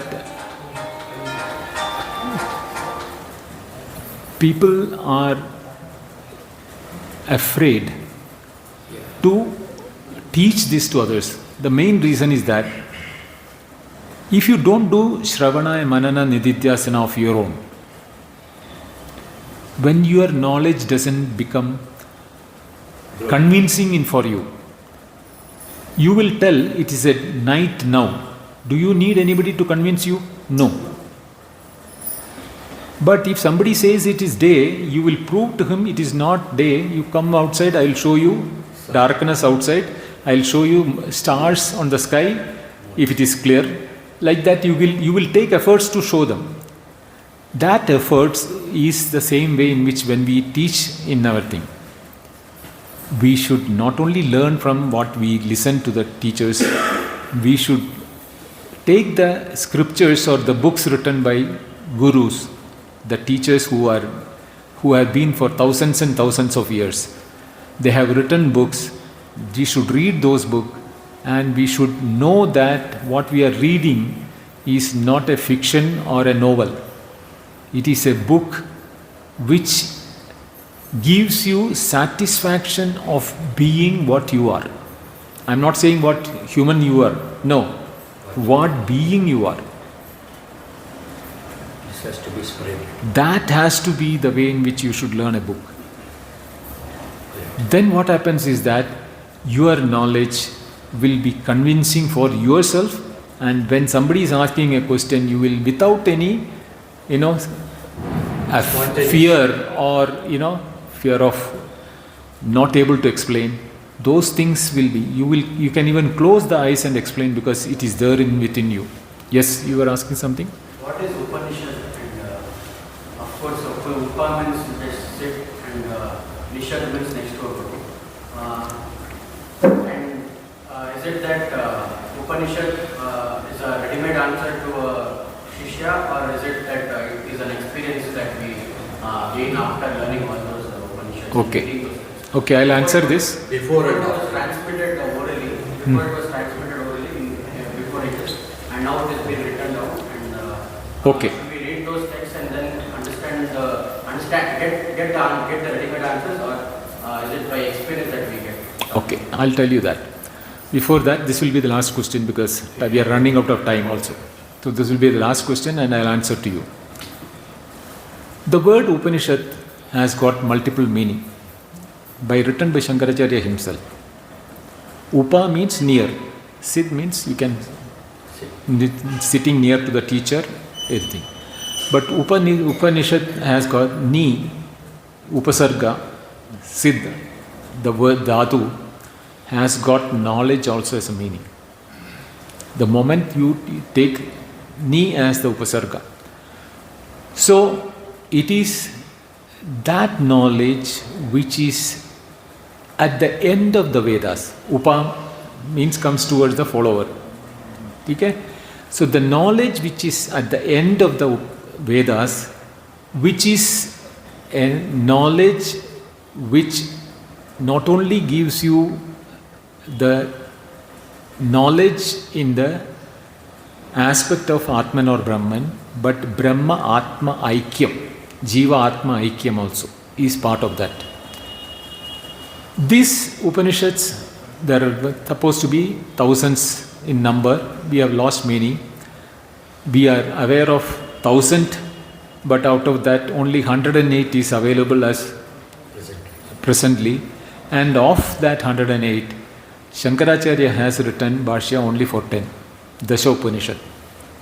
Ishakena Kata Prashna Mundaka Mandukya Aitriya Taitriya Chandogya Brihadaranya. So in all these things, the subject matter, why did Shankaracharya write for these 10 Upanishads, is because in these 10 Upanishads, Jiva Brahma Aikyam is the main subject. That Jivo Brahmaiva Napara. That there is no difference between the individual and the substratum from where the individual is experiencing everything. It is not saying that Ishvara and Jiva is the same. No. Please understand that. Upanishad never talks about it. There are allegations that Upanishad is telling the wrong thing. Upanishad has never told anything like that. It says that if a mud pot has come from mud, it is not different from mud. Same way, Sarvam Khaluidam Brahma, or everything is this what is come from Brahman, therefore everything is Brahman. So Jiva cannot be different from Brahma, therefore Jivo Brahmaiva Napara. This is what the Upanishad is teaching about it. And these teachings are available, passed on from generation to generation, initially by verbal means, later it became written, then it became now available with translations in local languages and any languages you want, plenty available. You can pick up whichever is comfortable to you and make a beginning. When you make a beginning, you will know more and more about the Upanishads and the reality and the truth in the Upanishads. You will be able to decide for yourself which is the best language, which is the best explanation. No explanation is bad, but every teacher has done the explanation in their own way. If you look at my way of explaining Upanishad, I have a blend of modern science and the ancient Upanishad as compatible. It is not treated as two separate. But there are teachers who teach that modern science is different, it cannot stand anywhere near Upanishad. And there are people in science who say that Upanishad is archaic and old, it cannot do anything in the modern world. But I know that they are complementary to each other and they can change the life and being of humanity. That is what the Upanishad is all about. Also, my question was, are those ready-made answers or should we get it through experience? Of course. See, it will come, the knowledge when it becomes a conviction. Will it be a knowledge of yours or will it be a knowledge of the book? When I said it is night now, will you depend upon my word to say that it is night? Bindoji is saying night, therefore I say night. Will you say that, or will you say I know it is night? It is your experience, isn't it? Same way, when what the Upanishad has said, when you do the Shravana and Manana Nididhyasana, this is the journey for self-realization. When you do that, this becomes your conviction that what is told by the Upanishad is my reality, it is my experience. And my experience in what? Not as a subject-object, but as my experience of myself, where there is no Jnatritneya Bheda. There is no difference between the knower and the known. You are the knower and you are the known. There is no known outside you. That will be your conviction. Okay? Hari Om. Namaste. Thank you. Thank you very much.